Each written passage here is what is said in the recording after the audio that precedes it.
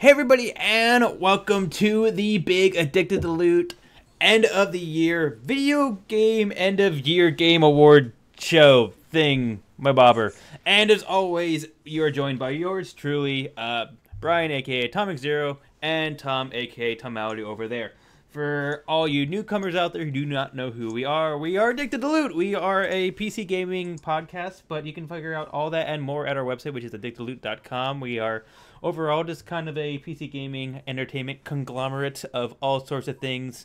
Live streams, YouTube videos, awesome, amazing, cool website, Twitch and Twitter feeds that would knock a toad off a toad stool. I don't know, that's just the first thing that came to my mind. Titillate the senses. Exactly. But we focus on bringing fun, happy, and joy to all things that are PC gaming, because sometimes salt needs to be balanced out with some sugar, and we are your sugar. Okay. I'm gonna do the intros from now on. These things come to me on the spot. I'm always every time Have I'm you always considered not listening to those instincts? what's wrong with that? No, it's good. I'm fine. It's good. We're good. Hello. Welcome to episode 67 of whatever this is. It's not that bad. But anyway, yeah, so that's episode 67. It is the final Addicted to Loot podcast for this year. We are, man, it seems like episode 67. This year's gone by so freaking quick. But Well, it's so weird because this year feels both like it went by fast and that it's also been like 5 years long. Hi, Kate. it depends on what happens. Hey, Katie. Welcome to the show. Now, for anyone else that's out there, if for those who are listening on our podcast and aren't joining us live on Twitch, if you can't hear the dapperness in our voice, it's because we are both dressed up in suits. You should probably go check out the VOD at twitch.com or twitch.tv/addictedtoloot. I'm hoping anyone else out there, I hope anyone that's actually listening to us or watching with us is actually also in their Sunday best. But yes. So this year has gone. Yeah, Kate, Leanne, you guys better be freaking dressy as hell right now because this is a real deal. So, I've got my cup of sparkling lemon lime water. I am ready to go. Oh, hey, it's a theme. But for those who have joined us the past couple of weeks, we have finally completed our end of the year countdown, which is basically we go through an entire review of all the larger games. I had a koala onesie that were released during basically January 1 to December 31st. And we conclude all of it with our big annual, it's annual now because we did it once, video game end of the year awards show where we're going to do all sorts of wacky stuff. But we're going to start out, we typically do coverage on news pieces, so anything that's trending or topical in PC gaming or anything that just really suits our family in the world. We also cover... I want to pull out my Deadmau5 onesie because everyone else in chat has onesies or pajamas. Onesie party. But we also cover... Also, hi, Ren. Hi. We also cover any games that we're playing that week. And as always, we give out a free game of the week, which is a free game that you can go out and play as soon as you hear us talking about it on this podcast. But this week is going to be a little bit different because it is our big end-of-the-year award show. So we're actually going to start out, kind of echoing the holiday spirit of the holiday we all just went through, which is Christmas. And of course, when it's Christmas, that only means one thing, and that is the Steam Winter Sale. So, because yes, that's to me, some people think, log fires, chestnuts, hot chocolate presents. Something about some baby somewhere. Some weird fat guy in a red suit, but no. Or some heck with holiday connotations, some weird reindeer with any religious or spiritual nose. Anything. But yes, Christmas is the season of Steam sales. I always think of Steam sales because what else does winter mean to you? So we actually wanted to talk being about cold as fuck. You can tell which one of us enjoys the winter and which one of us doesn't. But so we're actually going to go through and just kind of say what games are on our Steam sale wish list, because the Steam sale is a wondrous, joyous creation of capitalism where we just all run out and empty our wallets on games that are ridiculously discounted. So, Tom, do you want to go first? Or do you want to go second? I actually don't have anything in particular. I have 79 games on my wish list, but I just have that. Whoa. You have 79 games on your wish list. Well, I mean, it's like my running list of like, someday I'll get that game. Do you ever like weed off or remove or like one or two a year? Yeah, absolutely. So on average, how many games do you add and how many games do you remove? I add a lot of games. It's just the games that go onto my wish list are usually games that are like, it's like this limbo of, oh, that's a cool concept. Wow, cruise ship simulator. That sounds fun. And then I go and I look at it. It's like, hey, it's 99 cents. I'm like, yeah, but I could get like, I don't know, a stick of chewing gum too. So I could play Crush some more. Yeah, I mean, yeah. No, it's there's nothing that's really stood out for me that I'm drowning in games, man. I've got so many games. It's not great. It's not a great. Well, I mean, look. I like me the experience of the open sea, so. Well, with that deafening silence of a Steam wish list, was there any games that you have your eye on in particular? Any huge discounts that surprised you? Is there? I kind of want to get Assassin's Creed Origins, but like, again, like I'm in Okami right now. I'm playing Destiny. I'm playing Overwatch. I'm like, you're not ready for another at this point. Yeah. I'm not even. I would love to be playing more Breath of the Wild, and it's like, it's overwhelming. So with that, we'll just quickly go through. I'm gonna quickly go through. I'm feeling underdressed right now. A shark onesie. I love that. I would love to see that, Ren. I actually don't think I have a onesie. I got a Deadmau5 one somewhere. But so I'll go through mine then real quick, just so that if anyone else out there has any recommendations, or maybe you're looking for a game that you just don't know it's out there because who knows what. So I'm going to go through just kind of what I have on my list. And then maybe for the lovely, gorgeous live viewers that we have. Holy crap, they're all very attractive.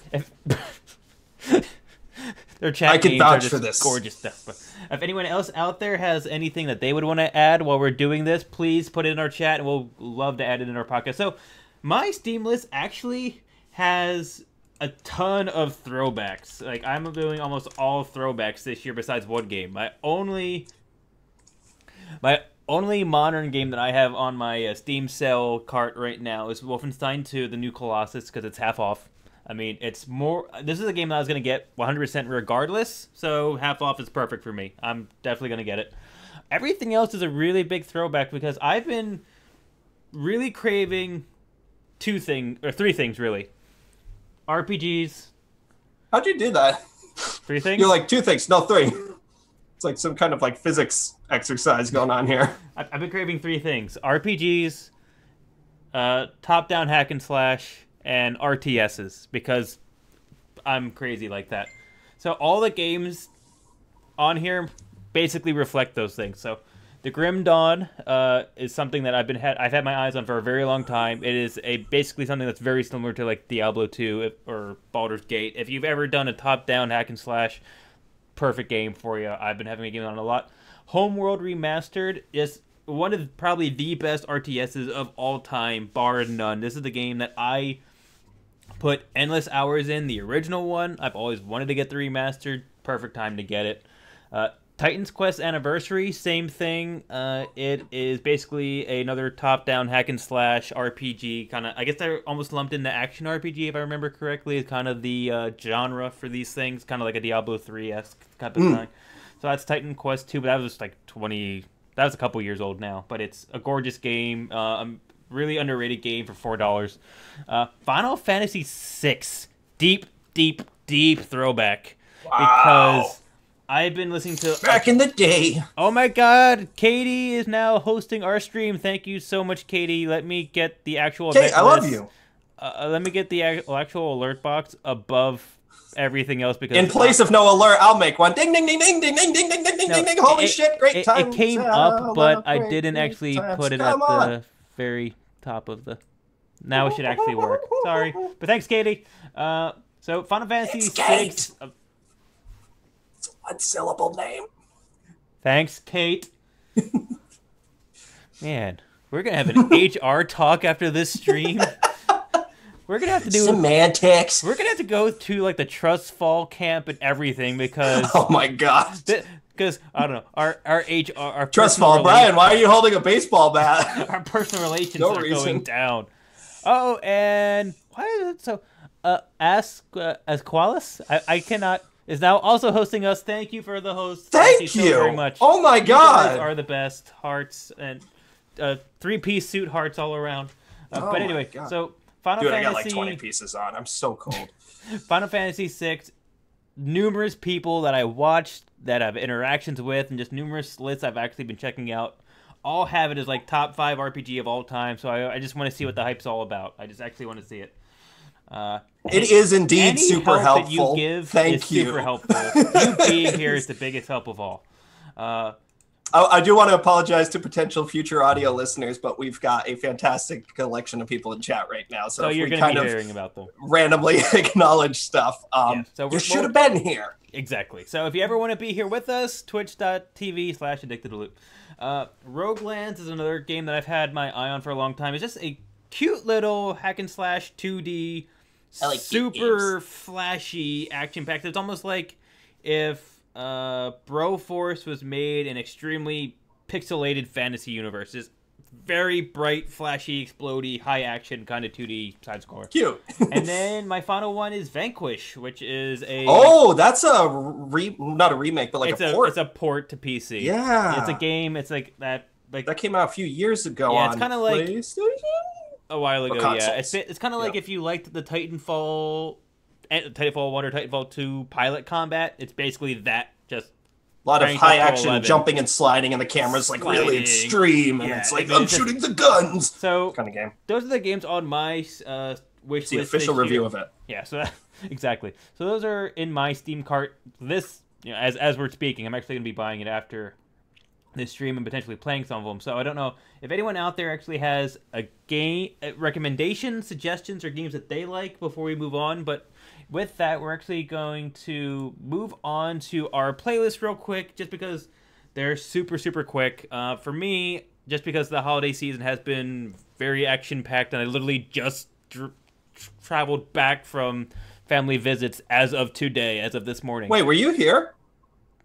No, what? I wasn't up there. I was down. I was down depending on which show you watch. I'll put it this way: if it was Futurama, I was in Robot Hell, so I was actually in Middle New Jersey. Okay. So if you need a frame of reference, but yeah, of course, I drove back up as of today, so I actually haven't had a chance to play too much since the last episode. I've mainly just been playing Overwatch because I want a freaking skin and I'm not getting the damn thing. So it's mainly just been playing a lot of Overwatch winter events. Hi, Serendipity. Welcome. I'm probably gonna be welcome. Hi, Liz. Serendipity is also my wife, so just throw it out there. Boy, her being here and your wife, I'd say that's an act of serendipity. Wonk wonk. But okay, so like I said, mainly Overwatch is the only game I've even touched since the last time we had a stream. I'm mainly just trying to grind out for skin, but I do want to just do my daily dose of salt, which is, I don't know what it is, but some days the Blizzard matchmaking on all random is horrendous. And it's terrible, and Blizzard should feel horrible about themselves. Oh my god. But that's just how I feel sometimes. Because it's like, some days it's like, I just have great competitive games with equally matched people, and I don't even care if I lose, I'm happy. And then there's other games that's kind of like, well, okay, there's me who's about level 80, and then 5 other guys who are about level 3, going against a whole team, meaning they're all on the same team and they're talking to each other, of like 4-star gold players. Yeah. And it's like, oh, we can't even get out of our spawn. Yay, this is the best game ever. Don't you mean May? This is the best game ever. Yeah. But no, I'm just saying that sometimes I think all random has its matchmaking a little broken, so just if they could to be fair, you and I both kind of at some point over the course of this year decided we both were just gonna like play all random all the time. I mean, I love the game because it's the most laid back mode. But the thing is, and I used to love it. I used to always love it. But there seems to be a weird, I don't know what happened, if there was a patch or what, but the way that they matchmake recently has been completely unbalanced compared to what it used to be. So Ren says, or with people who don't know what a payload is. Have you ever seen that short with Zenyatta? And it's like the whole team comes out and Zenyatta's like, payload. Everyone's sprinting by, just being massacred. Like Soldier 76 gets headshot and he gets up and he's like, heroes never die or whatever. Yeah, and then at the very end, I think Zenyatta gets shot in the head by Widowmaker. Oh no, Mei comes up and she's like, shh. That's right, yep. And she misses, and you hear Torbjorn go, "Hey!" It's great. In which Zenyatta is all of us, honestly. But yeah, I had a great experience with Overwatch just a few days ago with Ren. We were just chatting. She was playing Mass Effect. I was playing Overwatch, and so I wasn't like 100% paying attention to Overwatch, and it was some of the most genuine fun I've had with Overwatch. It wasn't fun in the sense of like, oh my god, we're trying to do some cool teamwork things, and I'm trying to time up skills and things like that. But it was just fun in the sense that I wasn't worried any way that the game was going to go. If I lost, it was whatever. If I won, it was whatever. I'm also not hyper competitive right now because I don't care too much about getting all the Christmas skins. Whereas, like, when I was playing during Halloween, I was like, oh my god, I got it. I need to win. I need to do as many gold things as I can. Yeah. I want to win. I mean, I was giving Overwatch my complete undivided attention, and that's why we lost all the games. If I'm doing all random... But it reminded me... Yeah, go on. It reminded me of, like, when we were in high school. And we would just be hanging out, playing a game. You have no care what's going on in the game. You're actually just talking. I mean, to help Tom's point, most of the time if I'm playing all random, I have YouTube up on my other side of the screen just blaring at me. Mm-hmm. Just because it's just kind of like, I need something to help me pass the time as I'm grinding through these matches. So, but that's interesting. I usually like paying attention to it just because I like getting into the zone of the game. So what else has been on your playlist? He says as I put food in my mouth. You are up. It is how these things work. We've done it 67 times. So yeah, I actually finally about 2 days ago, like Christmas Eve, I guess it was. Yeah, 2 days ago. Finally got time to play video games, and boy, did I. American Truck Simulator lured me back in. So these are games that there's Euro Truck Simulator. Actually, there's technically Euro Truck Simulator and Euro Truck Simulator 2, which is the one that most people know. And then they recently, just last year, released American Truck Simulator. And there was an update on their Twitter that was like, hey, for like this week, you can deliver Christmas presents. And I thought, okay, that's cool. That's a reason to like, I've been wanting to get into the game and just have a reason to play. Because it's one of those ones you want to play for a while. And like once you're done with it, you'll probably be done with it for a while. So I reinstalled it, and American Truck Simulator just covers California, Nevada, and Arizona by default. They do have a New Mexico DLC. I haven't bought it yet. Probably will. With newfound Steam bucks. Who would have thought? Hey, thanks for that. And boy, if anyone ever wanted to know, anyone internationally ever wanted to know what it's like to drive across the USA, pick up this game. Because it is, I was a little bummed when it released, and they were like, yeah, we're releasing just with California and Arizona. I think they added Nevada, or it was the other way around. But I was like, oh, that's literally the exact opposite corner of the country from here. They'll never get to New Hampshire. But actually, it was kind of smart because California has a really varied landscape. So you've got desert, you've got sort of subtropical coastal stuff, and you've got forests in the north. Bordering on Rocky Mountain stuff, and definitely Nevada and Arizona add an even bigger variety of that. So it's been really fun. I put in about, I actually want to see because I'm curious, 7 hours. So I put in 7 hours of just cruising around in the game. It's very much a truck simulator in the sense that you're inside the truck. If you want to get into it, it's like, oh, it's this make of truck, which has this dashboard, and you can adjust your rear view mirrors to whatever you want. And I downloaded a couple. This is so typical. I downloaded a couple of mods that add things inside the cabin. So of course, I have now an R2D2 compass where the head always points north, which is really great. There's a lightsaber in my cup holder, and Rey is actually in my passenger seat. Yeah, it was between her or Pikachu. So whoa, like a full size? Yep. Does she do anything? She sits there. It's not animated, but she's there. If I turn over and like look out the passenger, but is it just like a cardboard cutout just sitting there going like? I mean, it's a fully rendered 3D Rey from Star Wars. There's a Vader, and if you look over, he's like, he's got giving you this like death glare. There's a 3PO that's staring right at you. But yeah, and so it was kind of fun. I got decorated all sorts of stuff inside the truck and just started picking up some. You pick up. There are some hyper condensed versions of real life cities. So you'd go to Fresno, you'd go to San Diego, and it's like a very small version of that actual city. With it's as if a city was just developed around like warehouses. Oh, if who isn't playing Overwatch? Honestly, Leanne, it's a great game.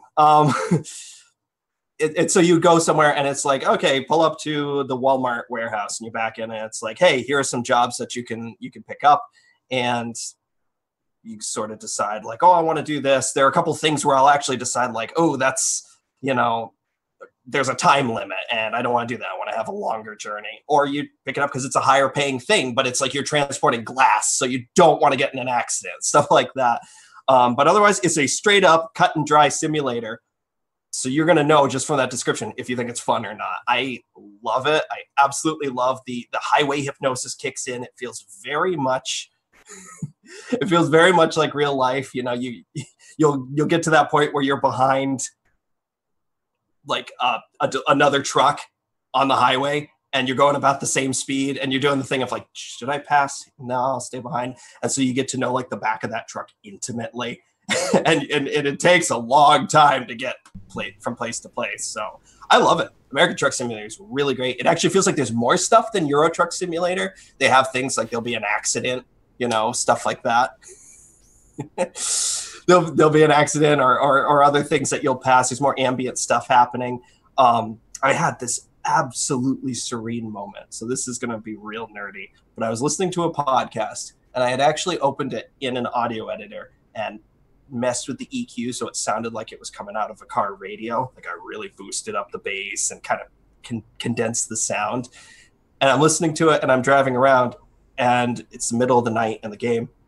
And then I go through a tunnel, and I come out, and I approach this bridge, and it just dawns on me, oh my God, it's the Golden Gate Bridge, And the sun was coming up. There was mist coming over it. It was this absolutely sublime experience. I just was like, holy shit, it was so cool. So I love it when a game does that, when you just get so lost in it that you're like, I'm just playing a truck simulator video game, but I'm having a feeling inside me of like, wow, this is majestic. This is so cool.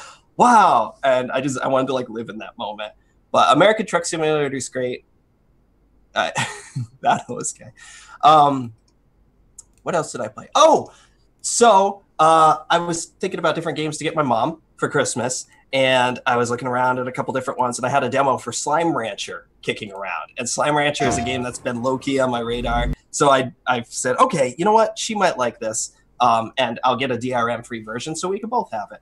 So, I could install it on any computer, so it's not just tied to Steam. Tried the demo. I love it. It's adorable. Slime Rancher, just real quick, is a game where you're going around sucking up slimes with your suction gun, and you put them into corrals, and then you suck up, it's kind of like an everything gun. You suck up vegetables or fruits. You feed them to the slimes, and the slimes take a dump. And it's they're called plorts. And these little crystalline plorts are your currency. So basically you're harvesting slime crap. And it's great. I love it so much. It's adorable. When you suck up the slimes, they're like, whoa! And they got these faces of like, oh. They're very happy with their situation. So it's great. It's a very cute game. And in the absence of us not having a free game of the week this week, I suggest everyone go and get the demo for Slime Rancher because it's really cute. And Slime Rancher also has it where you have, there's a bunch of secret locations. There's also you're leveling up your ranch. Yeah, there's also large plorts that actually give you keys that you then use to unlock other areas. So there's like an RPG. So that's how you do it. There's a progression element. You have to find large slimes, and you have to feed the large slimes so they explode. They give you a key, then you use the key to unlock certain areas. I do not know if Slime Rancher is on Switch, Leanne. Actually, I'm not sure either. I know everyone that I've seen played it has been on PC, but everything on Google says, when is it coming to Switch? Switch, so I'm assuming not. But yeah, it's a really fun game. It's a game that I knew he would aesthetically love for a very, very, very long time. As soon as I saw it, I saw my first Let's Play on it, and I instantly forwarded the video to Tommy, like, look at this game. It's all this is you all over it. Like, this is literally like if there was a game made for Tom. I want to put everything in the game in my mouth. It's so juicy. Everything. You see what I'm working with? Like, the little slimes, they're adorable. They have little happy faces, but I just want to the first 10 pages of the Addicted to Loot health manual is don't put it in your mouth. Don't put the slime ports in your mouth. So I started at page 11. But yeah, Slime Rancher is really cute. I've only scratched the surface, but I played the demo for a couple hours and instantly bought it for my mom. Watched her play it a little bit on Christmas Day. She likes it, so I'll be happy to play more of that. Very juicy. And the last thing that I've been playing, which needs no introduction or description, is Okami, which is probably my favorite video game of all time. Besides, like, all the others I've said are my favorite video game of all time. Okami is just perfect. It's just a wonderful game. It is so rich with stuff to do. Not in the way... This is a game that came out in 2006. So it is not rich with stuff to do, so you keep playing our game. It just has stuff to do.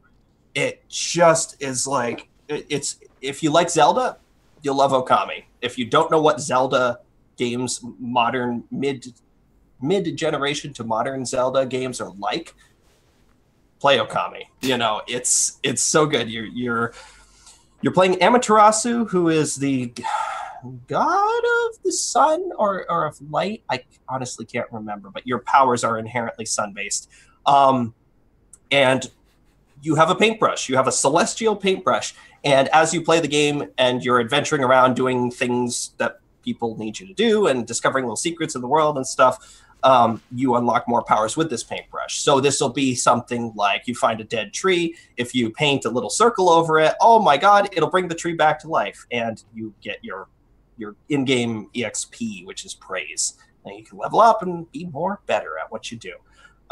It's a very sweet game. You can feed animals, and just for the sheer purpose of feeding them, and it goes to this little cutscene where it's just you sitting there with the animal eating. There's fishing mini game in it. It's hard as balls, but I love it. It's fun. It's so fun. Go play Okami. Like, it is so good. It is such a good game, and I think everyone should play it at least once. Literally, when you said that, someone put in Okami, not even once. Exactly. No, it's really good. It's hard to describe it. It's just an adventure game in the purest sense. It's very steeped in Japanese folklore, which is really cool. Even if you're not into that kind of thing, you'll pick up some stuff. You'll pick up little elements here and there. It's huge. It's a game that's going to take you 100 hours to finish, and I logged 8 hours straight on Christmas Day without a break. Well, good to know. And with that, we're going to go into the portion of this podcast that everyone's been actually looking forward to, and that is our big actual awards portion of this. So this is the Addicted to Loot Video Game End Year Game Award Show. Is that, I believe I got that correct. Which is the ATL Vegas. ATL Vegas. So get some of your loaded dice, get some deck cards, pick up all your chips, and let's go to Vegas. So after you spent your time at Canto Bight, the casino planet in The Last Jedi. I was wondering where you're going with that. Okay, so we have about 18 some odd awards to get through, and this is how this is going to work. So Tom and I are going to take turns reading off the award, kind of give a brief description of what that award is, and then the nominees. Once the nominees are up, we will both pick an individual winner of each award. So every single award has a Atomic Zero pick and a Tomality pick.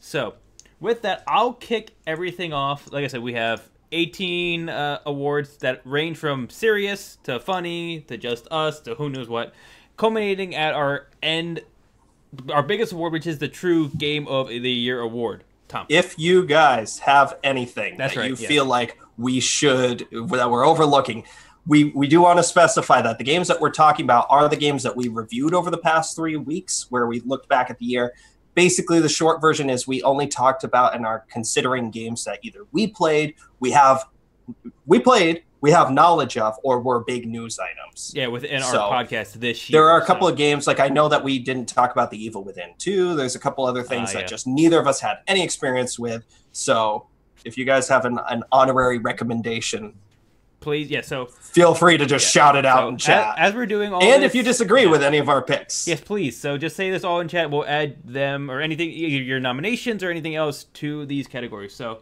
with that, we have a lot to get through, and knowing us, it's probably going to take us 5 days. So we're going to get through with this. I'm actually going to start off the very first one. Actually, unless you want to take this one, since these are more... I would love to take this one. Yeah, so I'm going to take this one. This is more...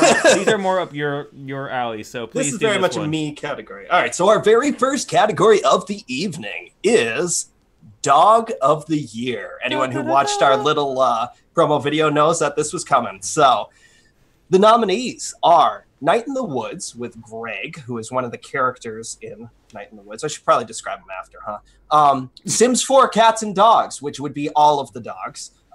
Animal Crossing Pocket Camp. So that's tough because we got Goldie, Butch, Cherry, KK Slider. There's a lot of dogs in Pocket Camp.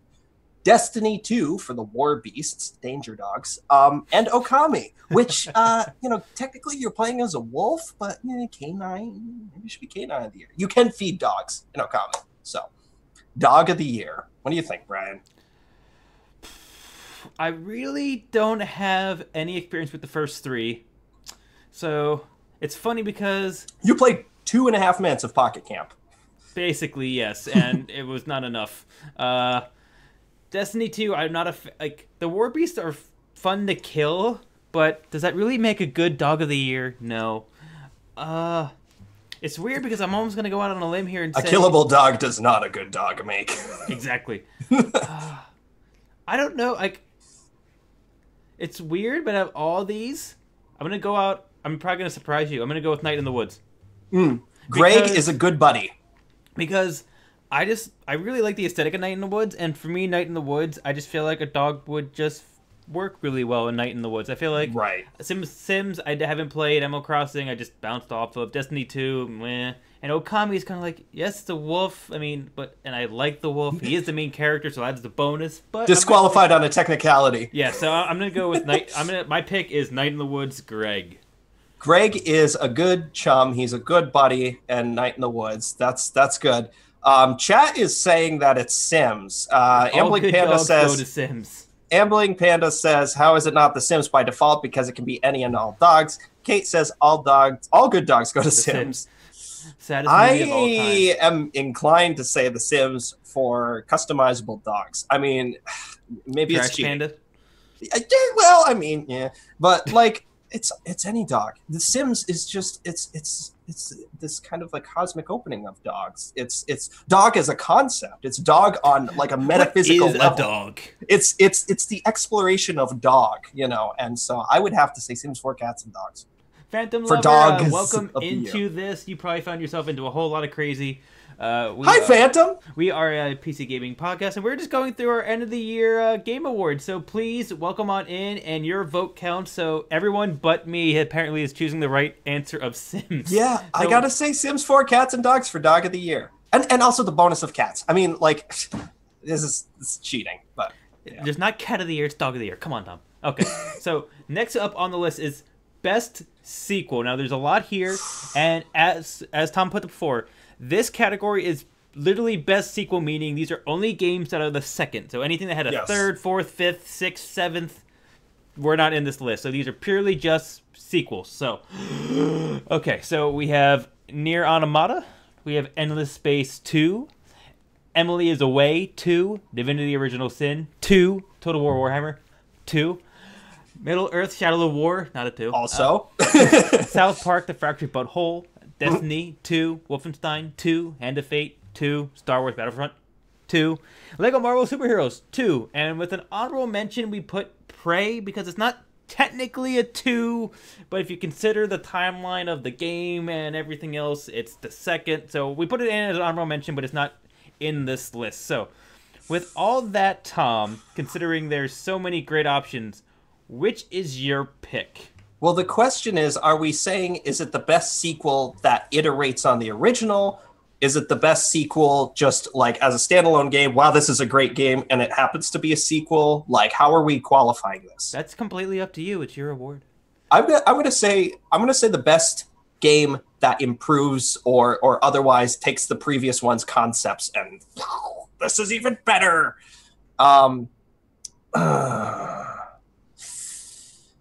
Emily is Away 2 was friggin' great because Emily is Away was a game that simulated using AOL Instant Messenger, but it and rest in peace. It kept it in a full screen kind of interface, where Emily is Away 2 actually made it a window that you could put on your desktop. So it felt like the original AOL Instant Messenger that you could have on a corner of your real computer screen while you're watching your favorite YouTube channel or Twitch channel. So that was really, that like took the concept and went with it. Divinity Original Sin 2, just going on what you said, like, Emily is a horrible person. Yeah, I'm salty with Emily. Yeah, Emmers. Yeah, you got it, Phantom.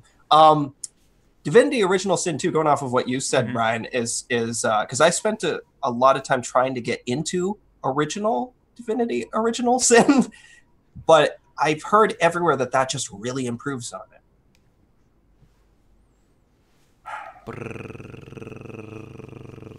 Hand of Fate 2 doesn't quite go, it seemed much further than Hand of Fate. Star Wars Battlefront 2 added the single player mode, but at what cost? At what cost? Boy, oh boy, this is hard. Destiny 2, I don't have Destiny 1 as a frame of reference. I'm going to say Emily is Away 2. I had a feeling you'd go with that one. So, yeah. So if I was going to go with purely just my favorite game on this list, I would probably go with Destiny 2. But if I'm going to go with a game where I thought the sequel put the previous game in the dust, which I think is truly a sequel, the best sequel would be a sequel that just took the first game and just elevated it. And right. For me, I'm actually going to go, surprisingly, out of this list, I'm actually going to go with my pick for this award is Total War Warhammer 2. Just because Total War Warhammer 1, it was terrible at launch. It was missing a whole lot of things. Total War Warhammer 2 at launch was by far such a vastly better game. They learned from a lot of their mistakes. They got a lot of things right. They added in a lot of nuance that the game drastically needed it. And I just really enjoyed my time in it. I actually need to put more time into it. I really need to. That's actually the one game this year that I can actually look back and say I need to play more of it just because I just haven't played enough of it. And Total War Warhammer 2 is, of course, going in the series of games that is going to allow you, or does now, allow you to play Total War Warhammer 1 it does. with it. Yes. That's cool. That's probably the best iteration on original, where you could still play the original with the new one. It doesn't do it great in my opinion, but it still allows you to do it, which is a big thing to say. So, Tom, take it away. Best actually not a sequel. So these are original games, not necessarily original concepts, but original, perhaps beginning a franchise. Who knows? So we've got Night in the Woods, For Honor, which is weird that came out this year. PlayerUnknown's Battlegrounds technically released this year. The Surge, Kingsway, Tacoma, Heat Signature, The Norwood Suite, and Cuphead. What do you think? Best actually not a sequel. So once again, it's hard because it's like, is it the best original concept or is it the best game on this list? Because I would say the best game on this list in this context. Because for me, I mean, I feel like PlayerUnknown Battleground got the most press, it got the most praise, it got the most attention. It's universally the best game. That being said, but I mean, it's not that it hasn't been done before. It's just that it's the very first game that made a game out of it, in a sense, in the way that it constructed it. But I don't know, like, King of the Hill is it's not a really original concept. It's just how they wrapped up the world around it. Really, well, I would save that argument for our next yes topic.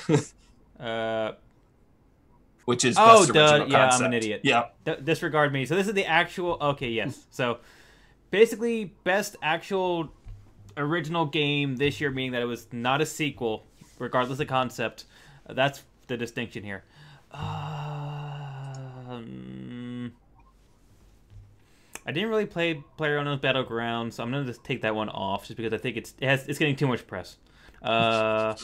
The Surge I didn't play, didn't like what I heard about it. For Honor I didn't like. Night in the Woods, that's more your camp than mine. Kingsway, Tacoma once again, didn't really play. This is hard. I mean, if I had to pick one, I actually would pick Heat Signature from this list just because I had a ton of fun with it. It's a game that did exactly what I hoped it would do, and it did it in a very clever, humorous way. All the rest of these games I just either bounced off of, didn't play, or just wouldn't be my style of game. I actually did really enjoy Heat Signature.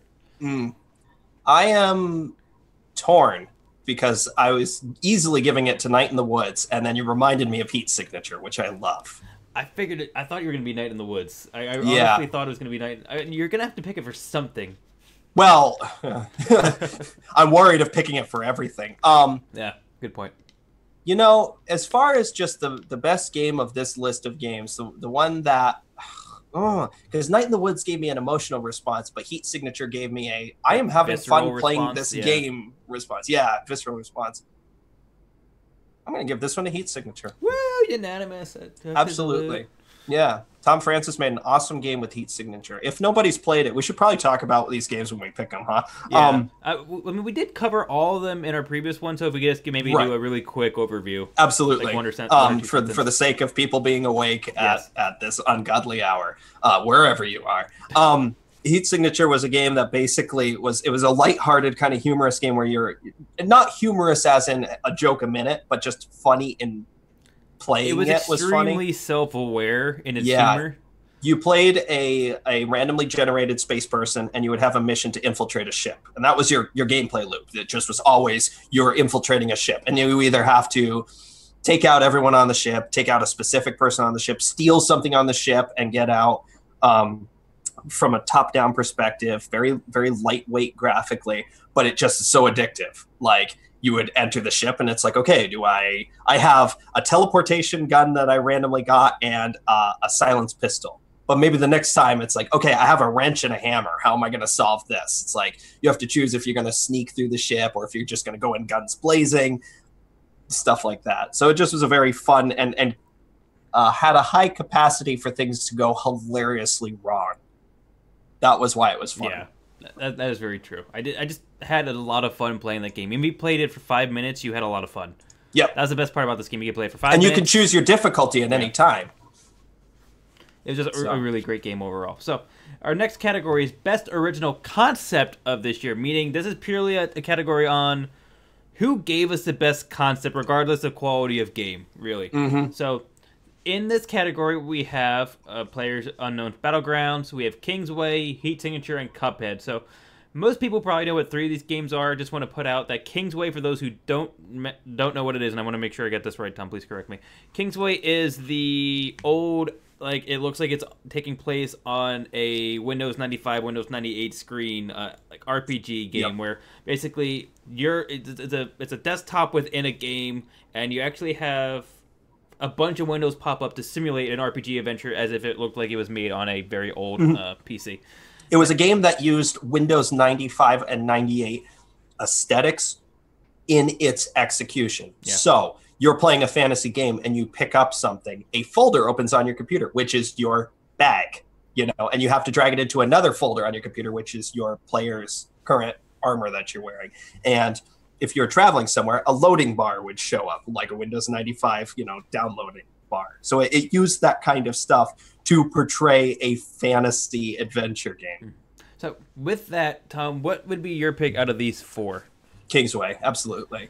That was a unique concept where I feel like PlayerUnknown's Battlegrounds was not a unique concept, but is the first one to give it a name, basically, which is the hilarious mouthful of PlayerUnknown's Battlegrounds.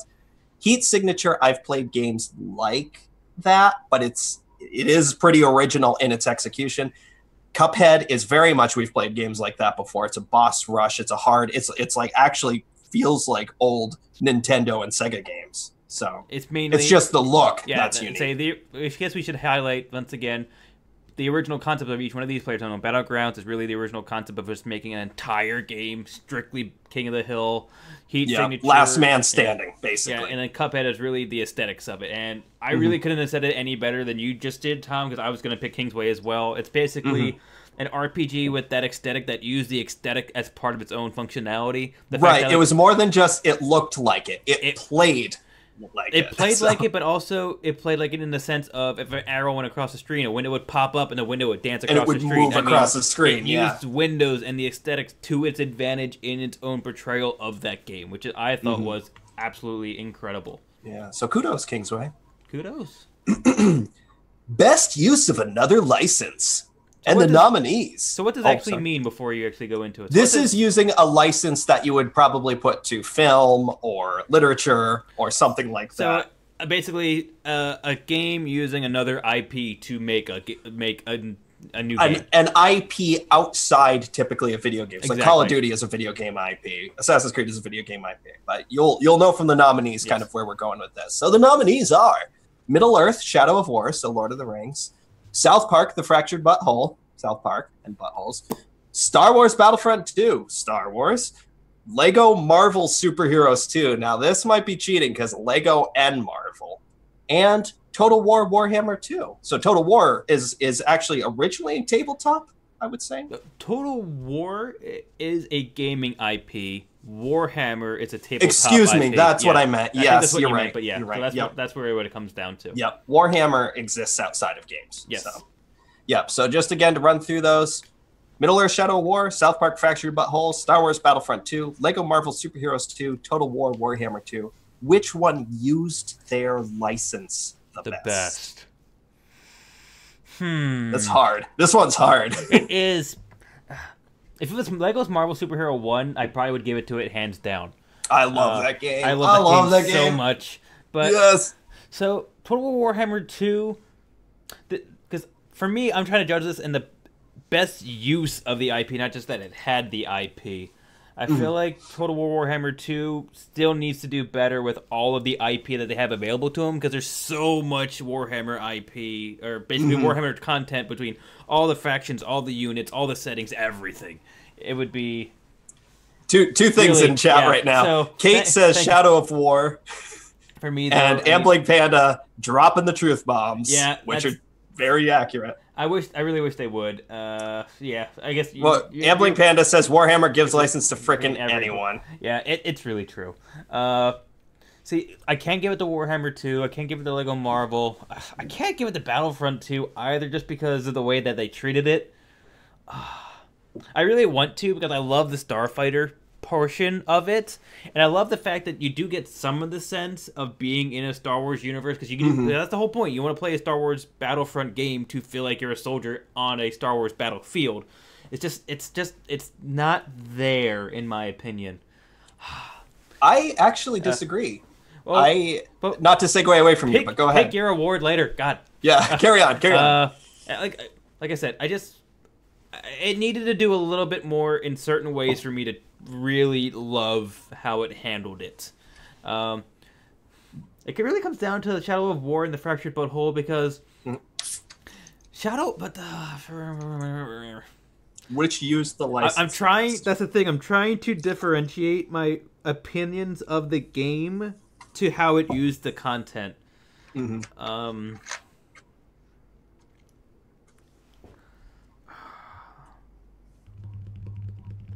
Actually, I'm going to eliminate Shadow of War, because it's just... I love the Lord of the Rings. It's not it's Assassin's Creed with Lord of the Rings dressing. It's not a true Lord of the Rings game, which is why I can't give it to it. The South Park game, if it was a Stick of Truth, once again, I probably would almost want to give it to it. You know what? It's weird, but I almost have to give it to Battlefront 2, just because the pure way they use the content, because... the way that they use 100% of what's available to them within the Star Wars content, the sounds, the sights, the characters. I mean, it is 100% Star Wars, and that's one thing it does extremely well. I think I would have to give it to Battlefront 2 just because of how they use the content available to them. So I got a similar line of thinking. Yeah, oh god, no Facebook notifications. Middle Earth Shadow of War, it's not using you can say in one sense it's using Lord of the Rings in a creative way because it's going it's outside the box, off piste, as it were. But also, is it like, yeah, but I want it to be loyal. I want to play the Peter Jackson. It's using the Peter Jackson Lord of the Rings very specifically. It's using all the aesthetics of that with little kind of Tolkien handpicked. Yeah, but you're one ranger going against orcs. There's no dwarves, elves. It's not thematically Lord of the Rings. It's aesthetically Peter Jackson Lord of the Rings. South Park Fractured But Whole. I haven't played either Stick of Truth or Butthole, but they look so much in every screenshot I see like an episode of South Park that it's like I have massive respect for that. And I know that that's easy to do, but it's like, if anyone remembers like the Nintendo 64 South Park game where it was like pseudo 3D, that was like this really surreal kind of thing that and so it's nice to see them say we're going to make a game that's just a straight 2D, paper cutout. But I guess to add to that real quick, because the Stick of Truth, everyone remembers seeing the South Park episode where it's basically the South Park Lord of the Rings. In the Stick of Truth, it played that out to probably to the best extent that it could have, while adding in all other characters and all other plot lines. And it just felt like it was 100% that episode all the time. And the Fractured But Whole, since it's kind of like their take on Marvel, it didn't feel true to real South Park in that sense. Like, it felt like it deviated a lot from it because it didn't.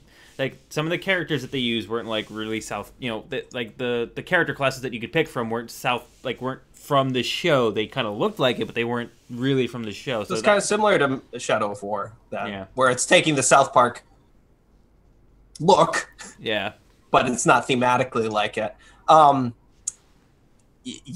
Battlefront 2. I love the way that the Star Wars Battlefront games have conveyed the cinematic Star Wars feel into video game. I mean, my favorite thing, I've brought this up many times, but I swear that when something explodes in Battlefront, it looks like a firecracker going off in like a miniature model. It doesn't look like video game explosion. It looks like 1979 film effect explosion. It feels authentic to the way that the Star Wars movies were made. It's more than just, hey, it looks like Star Wars. It's like, it looks like what Star Wars was from a developmental point of view. So I have a massive shift towards that. Okay. So the next one is a pretty straightforward one. Best game world that we'd want to live in. So it's pretty simple. We're going to lift off a bunch of games. They all have certain environments and universes and climates that they all take place in. This is purely just... Well, also I'm thinking like there's political structure, there's societal structure. There's everything. I mean, so if you literally were plopped into one of these universes, which one would you actually want to physically be an everyday person in that game? This one I'm really excited for. So we have Torment, Tides of Numenera, Mass Effect Andromeda, Divinity Original Sin 2, PlayerUnknown's Battleground, Middle-earth Shadow of War, Destiny 2, and Legend of Zelda Breath of the Wild. Now, Tom, go. I'm just looking at the chat. This is interesting. So Torment, Tides of Numenera. I'm just going to kind of run through these and what I perceive them as. Torment, Tides of Numenera is interesting because it's a game that takes place on Earth 1 billion years in the future. So it's 1 billion years of society. Why would you pick? I wouldn't want to live in a world where I could get shot. Or I want to live in a place where I can't get hurt. Man, I want to play Yonder. I love how no one cared about any of the previous awards. It's here's the thing. Exploding right now. This is clearly our this is apparently the topical one. I love you guys so much. All right, Torment takes place 1 billion years in the future. So there's this weird kind of potential of like fun, fascinating unpicking of that world from the perspective of like, I want to like just see what 1 billion years of human development would be. but it's an incredibly dangerous world. Mass Effect Andromeda, sort of a similar thing in the sense that it's this world that's like, oh my god, the exploration, the sense. And I'm going with this as saying you would be on part of the core team. Okay, I was about you to would ask perhaps you about that, yeah. Yeah, you'd be Ryder, Because I could just choose Mass Effect Andromeda and just be on Earth and be like, Yeah. Well, yeah, we're not saying Mass Effect Andromeda open-ended. Like, yes, I would actually just kind of like to live on Earth in 2017 in the Mass Effect Andromeda universe. That's us now. Yes. No, but like saying you're part of the team, part of the Pathfinders team.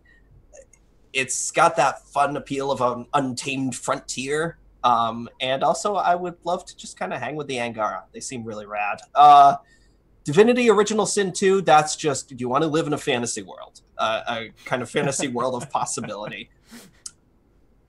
PlayerUnknown's Battlegrounds seems like the worst possible place that any person could ever live.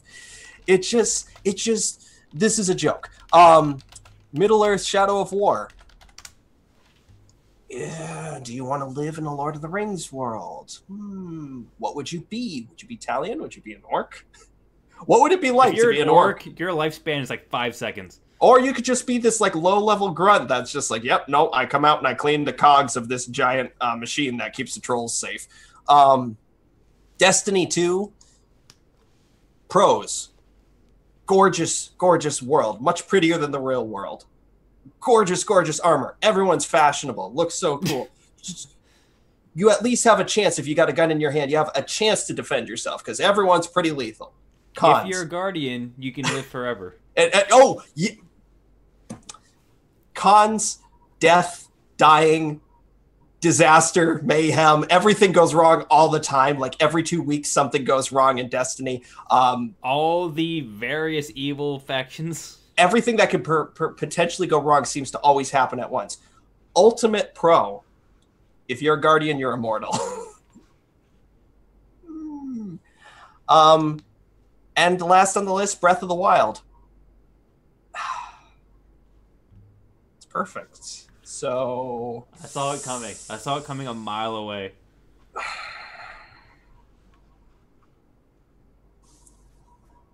Would you be able to enjoy the beauty of it if you're in perpetual fear of your life? Well, I'd die and then I'd look down at my legs and I'd be like, wow, this is some cool leg armor that I got. This is awesome. I can't wait till I come back to life. If you drew the unlucky card of just being a standard, normal, like, Earthling in the city, you're boned. Like, you're absolutely destroyed. So, what is thy final decision, Tom? Andromeda would be cool, though.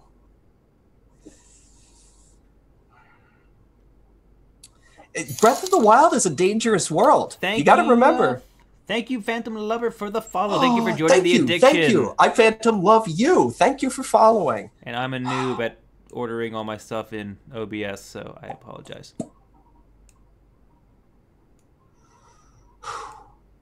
There. So now everyone can see it. I have to think about my decision. What's yours? I gotta think about mine too. Why did you put this hate on me? Yeah, I agree with Kate. I think Tom already knows. He's just delaying. Divinity Original Sin, there's a action adventure and a lot of really cool magic, but everyone's basically out to kill you. Same thing with PlayerUnknown Battleground. Middle-earth, you're perpetually at war, but it's Lord of the Rings, and I've always loved Lord of the Rings. Destiny 2, you covered that one. Breath of the Wild, it's not a PC game. I'm pushing it off the table. Torment, that just sounds weird to me. So it's Torment is just fascinating for like one aspect of it. But it is literally called Torment. Kate had a point. If I had to pick a game purely based on how much do I think I would physically enjoy it, I'm going with Mass Effect Andromeda. Because I feel like being on the Tempest, looking out the window, going by their gorgeous galaxies would be enough. And plus, the ships are gorgeous, the races are gorgeous. You're perpetually at war, and maybe you just Just settle on some corner of Kadara. You'll be fine. You know, no one will even know you're there. But just look at the technology, the size of the ship, the people you can interact with. Like if I was here's another way of putting it. If I was going to die in a game, which one would I enjoy most of the ride in? That's not what we're doing. But to be fair, I'm gonna go with Mass Effect Andromeda. I am too. What? No, I am too. Not when Breath of the Wild is sitting there all Breath by of the its Wild. lonesome. I'm gonna go. I'm surprised you didn't put I'm gonna go. I'm gonna go with Mass Effect Andromeda because if Mass Effect truthfully takes place in our timeline, they will have Nintendo Switches in the future, and I will be able to sit on the ship and play Breath of the Wild. So here's two monkey wrenches I want to throw at you: Night in the Woods and Animal Crossing. Night in the Woods is literally small town Pennsylvania. I have a pretty good idea of what that would be like, and that's a little close to reality. And Animal Crossing would be good, but it's a very straightforward world. It's a very compact world. It'd be like, oh, I can't think of a good metaphor, but the kind of like utopian society where it's like everything is great. I'm losing all sense of emotion and dynamism. So better take your happy pills. Sims, it's like Sims. You know, again, that's the sort same of thing. Yeah, it's like Night in the Woods. But everything you do is blurry. I mean, okay. Kate Tom. literally lives in Night in the Woods. Mother load yourself. Well, Sims with cheats? Yeah, that's the obvious yes. But Sims by default. American Truck Simulator. That's just, it'd be like living now, but only in California. In a trucker, yeah. In a truck that you never get out of. What's next on the list, Tom? What's the next adventure? Is it me already? Yep. Oh, I love this topic. Okay, so our next topic our next award is the 2 words into 1 word mashup title of the year. So, our nominees. Are we grading the title? Or what? The cleverness. Okay. I don't know. Yes. 2 words into 1 word title games. So, we've got Everspace, Kingsway, Lawbreakers, Cuphead, or perhaps this one is stacking the decks a little bit, but PlayerUnknown's Battlegrounds. Yes. This is what we do at Addicted to Loot. We bring you the important awards. Mm-hmm, mm-hmm. So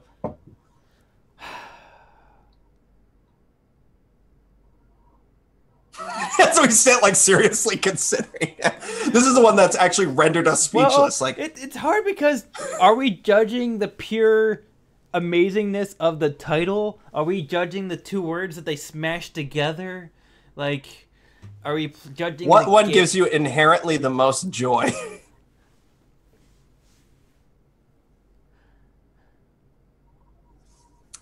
Everspace, so space is just an infinite. Okay, that makes sense. It's just why is everyone leaving? So Everspace, space is eternal. Okay, that's always there. Kingsway, there's a big important king who wants to push you out of his way. Okay, whatever.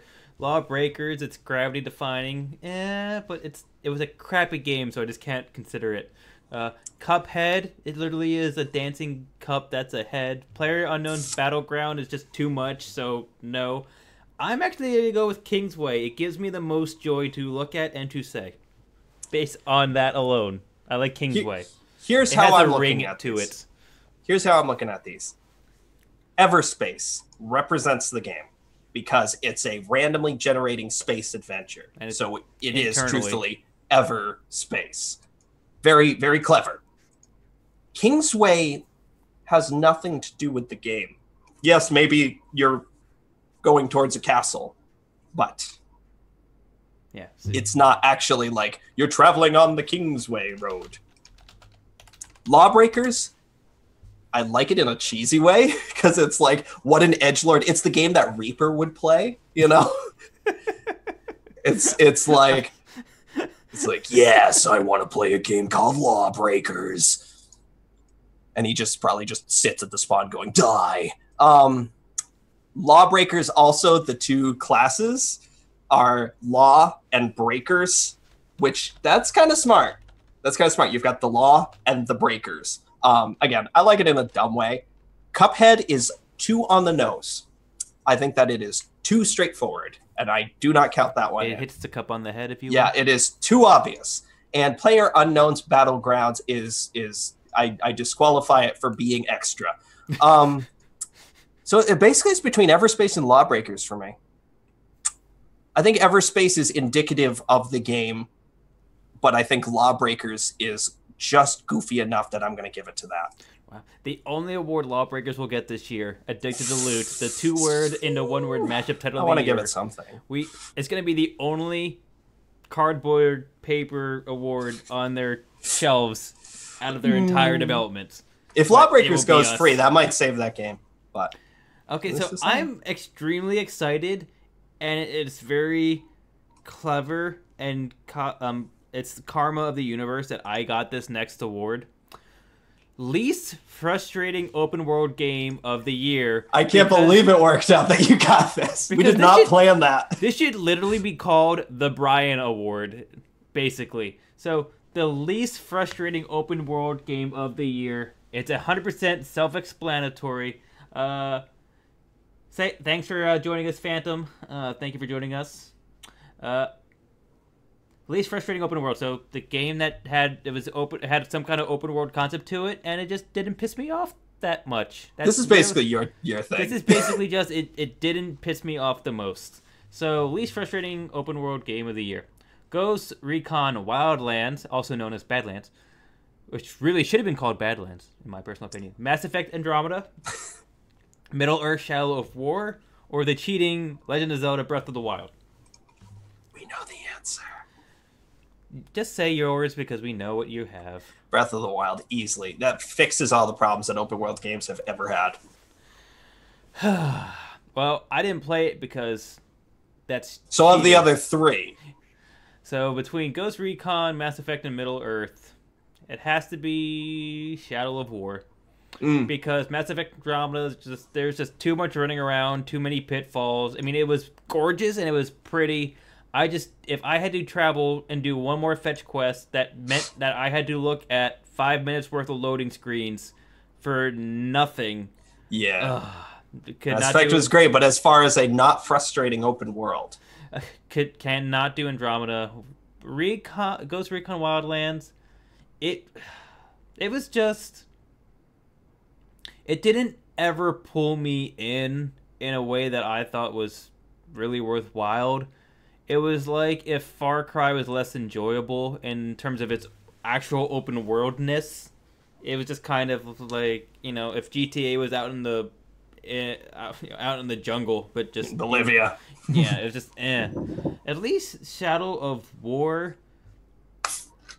I enjoyed playing the game the most, but also it's just that the actual open world concept of it, in terms of traveling around the map to do things, it felt, it felt natural. It didn't feel forced. It just felt like really unique environments that they put together in the Lord of the Rings realm. It made sense to me overall. The game, I like Shadow of War. I don't love Shadow of War. There's things about Shadow of War that just completely annoy me to no end. But I have to pick Shadow of War for the least frustrating open world game of the year, which is saying a lot. A couple of things that Kate's saying in chat right now is exactly why I give it least frustrating, because it's non-linear not just by design in the sense of go anywhere, do anything. It's literally, she's saying it right there, you'll stumble on the story. You will just kind of be existing in the world, and it's like, oh, hey, Link, by the way, if you could just do this one thing, and there's a hidden progress bar in your brain that's like, oh, I've progressed in the story. So, and it doesn't have that feeling of, I'm going to just go up and vacuum up quests. You're just kind of doing. And then it's, oh, hey, you've accomplished something. Cool. That's great. That was fun. It rewards experimentation through and through. So, are we on Throwback? We are on Throwback. Our next category is Throwback of the Year. And the category. And the nominees are Torment Tides of Numenera, which is a throwback to classic RPGs and Planescape Torment from 1997, something like that. Emily is Away too, a throwback to early mid-2000s culture, AIM, MySpace, YouTube. It's just an absolute different point in time is what that game was doing. Kingsway, which is a throwback to late 90s PC interfaces. Sonic Mania, classic Sonic. Cuphead, classic cartoons of the 1920s and 30s. Ass Creed Oranges, which is a throwback to ancient Egypt. Remember that? Call of Duty World War II. Remember World War II? Okami, an 11-year-old game.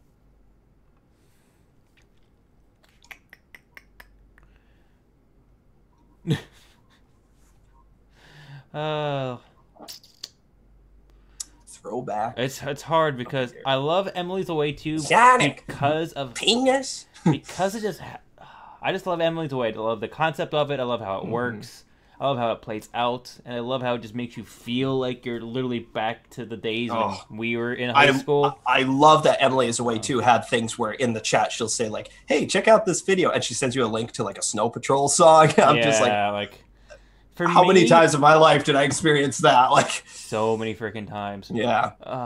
The only other one that I would even consider is Cuphead, purely because the throwback aesthetics of this game are just so like it's just so like on. But the problem is Emily is Away gives you the aesthetic and the functionality and the drama. And all of the, that's the other thing. Emily is Away is a throwback to the emotions of high school. I have to give it to Emily's Away too, even though I've yet to play either of the games. Just knowing what they do and how they do it, I have to give it to it. It's just it's the perfect throwback in the sense of it 100% represents that time. The first one is free for anyone listening out there, including myself. Yeah, I have to only echo that. Emily is Away too is nostalgia for something that is very specific to people who are like exactly our age. I mean, within a maybe 2 or 3 year margin, because it's literally saying, hey, were you basically born in 1990, 1989, 90, and a mid-teenager in the middle of the last decade? Here's every single thing you experienced if you were, functioning during that period of time. So yeah, absolutely. And it's a period of time that I remember fondly. It's a period, I like how Kingsway is a throwback to Windows 95 and 98, but Emily is Away. You're exactly right. It does more. It's a throwback to the way you felt. It's a throwback to the things, the sounds, the sights, just to hear the AIM like doo-doo noise is like triggering. It's so great. I love it. I would replay that whole game right now. Nonconformist 317. Mm-hmm. Okay, so this one's kind of a fun one in the sense of it's an award that we both just have to really kind of scratch our heads about what do we actually think it is, but it's almost probably would be more viewer and listener driven because I actually would love to hear everyone else's opinion on this. So this is the most mentioned game award. So this award is going to a game that we just physically mentioned, discussed, or talked about the most this past year. Specifically here on this show, on this podcast. Specifically on our podcast, meaning the two of us have brought this up or talked about it for whatever the reason somewhere during this year. And I actually think this would be a lot of viewer and listener because you can probably tell our trends better than we are. Yeah. We can. So just a real quick side thing. I'm fascinated at how many people in chat right now are remembering MSN more than AIM. AIM was something... I remember us first kind of using Yahoo Messenger, and then AIM just became like, it was like owning a telephone. It was ubiquitous. I always use AIM. I installed MSN for like one person. Didn't really like the person that much and deleted it. Like it. I had MSN on computers because it came by default. With I just didn't have it as much. Like AIM was just AIM. It may have been something about, but a lot of people remember AIM. I'm seeing a lot of retrospectives since it finally went completely, shut down. Yeah, basically shut down. But certainly, like within our school, within not even just our school, but our region, like we would meet people from our area, and it'd be like, "Oh, what's your AIM name?" AIM Buddy. What the hell is that thing? The buddy list? Oh, Badass Buddy? Badass Buddy, yeah. Yeah! I miss Badass Buddy. But okay, so back to the award show. Brent says, I feel like MSN was really popular in Canada, at least on the eastern side. Fair enough. That's interesting. So The Netherlands didn't know AIM, I think. That's really interesting. I would love to talk more with you guys about that. The AIM podcast. Okay, so it's super up my alley. Yeah. So most mentioned games. So this is the game that we feel that we just mentioned the most this year. So first on the list, no surprise, Mass Effect. Period. Any one of them. Any Mass Effect game. Any Mass Effect game in history. Yeah. Star Citizen. Are we limiting it to just this year? Well, yeah. I was thinking it's the most mentioned game this year. So Mass Effect. We have Star Citizen. We have Star Wars The Old Republic. We have Destiny 2. Breath of the Wild. And Overwatch. I don't know if we would say honorable mention is Dragon Age, but... Well, I almost want to say BioWare. Yes, in general, yeah. Which would... also, I gotta friggin' point this out, because Ambling Panda, as usual, friggin' gets it. Says AIM was probably just USA-centric because AOL didn't exist as a provider outside the US. And then it hit me. AIM is America Online Instant Messenger. Yeah, America Online. Yeah, that would make so much sense. Oh, hello. I'm a stereotypical American. I don't know much about anything outside my backyard. Anyway, so most mentioned game, if we say, I want to say BioWare, because we're big fans of Mass Effect to BioWare. And Star Wars The Old Republic and Dragon Age, BioWare is easily our most mentioned, developer. No question. Without question. I mean, no question. We rant about EA. Yeah. Which owns BioWare, so furthermore. Mm-hmm. I would say BioWare is the easy yes. Star Citizen we didn't talk about as much this year as we did last year. We talked about a lot more last year. Yeah. Destiny 2, that's come up. Destiny 2 has come up pretty much every week since the summer. Since release, just about. Including right before release. Even hype, yeah, because even pre-release, upon announcement. Breath of the Wild has only been me, so I don't think it's fair to say it's most mentioned, because I would say it was a one-sided thing. Overwatch, we are still talking about every single since last year. Since it came out. So I love BioWare. We mention BioWare all the time. It's almost like I want to give it to both BioWare and specifically Overwatch, because it's I will always reference BioWare games, but if it was one game, we only talk about Overwatch when there's a big update or when there's an event going on. But we're always talking about it. We are always talking about it. If it was a developer, BioWare, and if it was a game, Overwatch. I think I just have to give it to the easy one, which is BioWare / Mass Effect / Dragon Age / anything that they ever made. Yeah. We bring it up way too often, especially with Andromeda happening this year. Between the hype, the actual play of it, the review of it, and then just the loathing of it for the rest of the year, it just keeps coming. Covering all the news after the fact, yeah. It's so tough, because obviously, Mass Effect, Dragon Age, Star Wars The Old Republic, these are some of my very favorite games. Yeah. But I do here's a little inside baseball here. I do the channel art, or episode art for each episode, and I feel like every single week I'm putting an Overwatch picture there. Maybe that's what it is, yeah. That's why I feel like take on it. Yeah. So, okay, with that, we're going to move on to... No, what do you... What's happening? I'm failing at streaming. What's happening? Okay, so we're going to move on. I just couldn't fit all of it on one screen. So we're going to move on to the next portion of this. And Tom, this is the next one of you. So, this is sort of similar. Best game of 2017 that didn't actually come out in 2017. So these are games that we played this year and had kind of intense playtime with that weren't actually releases from this year. So Remember Me, which is one that I certainly played. Dirt Showdown, again, that was me, certainly earlier this year. Overwatch, City Skylines, that was you. Darkest Dungeon, me. Also you. Also me. Skyrim, I played it for Enderal, but I didn't really play proper Skyrim much this year. And XCOM 2, which technically could be this year because they had their War of the Chosen DLC. So...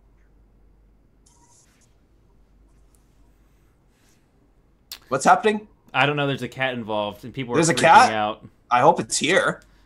So for me, I personally would have to choose City Skyline just because for me personally this year, out of this list, actually, category. Category. That cat. I got so excited, Kate. Did I spell that wrong? No. No, I did. Okay, I'm just like, now I'm just, meh. You people are. Oh god, everyone's coming to life. No, there's no actual cat. There's no real cat. Sorry, guys. False alarm. False alarm. Just no, this is not about a cat.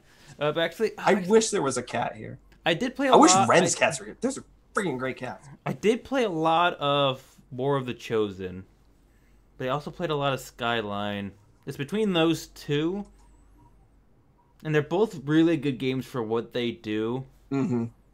But War of the Chosen made me really enjoy XCOM. It fixed a lot of things that I hated about it. Hmm. And City Skyline just scratches the itch of just city management. I'm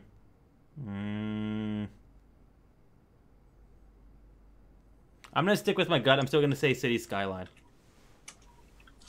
I loved Remember Me. That was one of those games that I was like, when it first came out, I thought this is going to be so great. It's this adventure game that's in this Neo Paris, very cyberpunk, just super, super, super sexy game. Just absolutely like, just so good.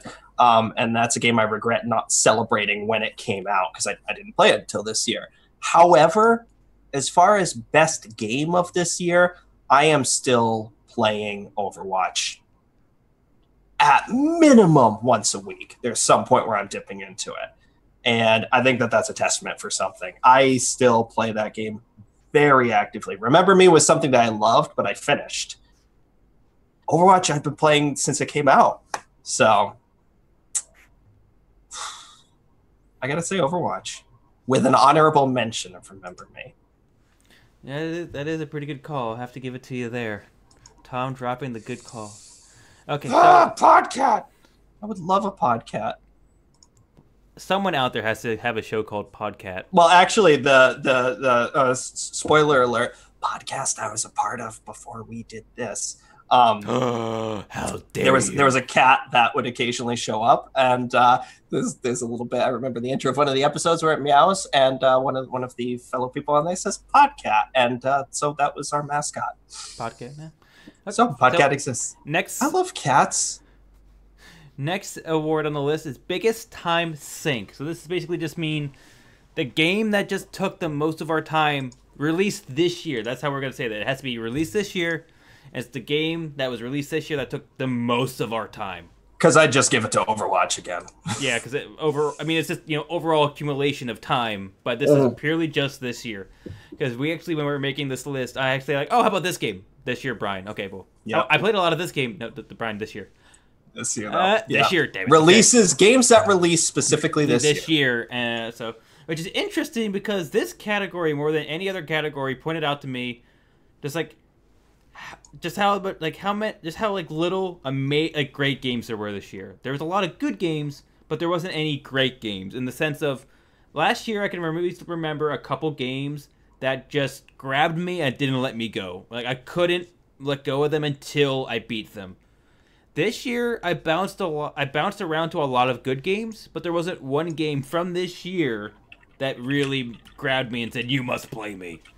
So with that in mind, at least for me, that's a little side off. So the very first one is Destiny 2. Then we have Mass Effect Andromeda. And I wonder who this is for. Crush Crush. So, Tom, which one is your award? Actually, this is hard because Destiny 2 is a game that I'm happy to fire up and go into. And so conceptually, Destiny 2 is like the biggest time sink that I want to be going into. The game that I wake up and I'm like, yeah, I'll play that today. I'll do a couple daily missions and do this, do that. Mass Effect Andromeda is a game that I played. I 100%ed that game from its release to when I finished, which is probably 90 hours.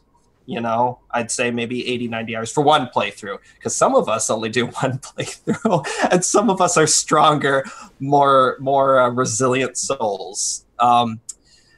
Squints loudly at chat. Phantom Lover also made a good point. Pocket Camp. Yeah, Pocket Camp I don't view as a time waster because it's something that I pull up, do what I'm going to do for 20 minutes, half an hour, and then put it away. It's sort of like an efficient thing, kind of. 98 hours, yeah. Man, you people. So it's like Mass Effect Andromeda was a time sink while I was playing it. You know, it was a good 2 months.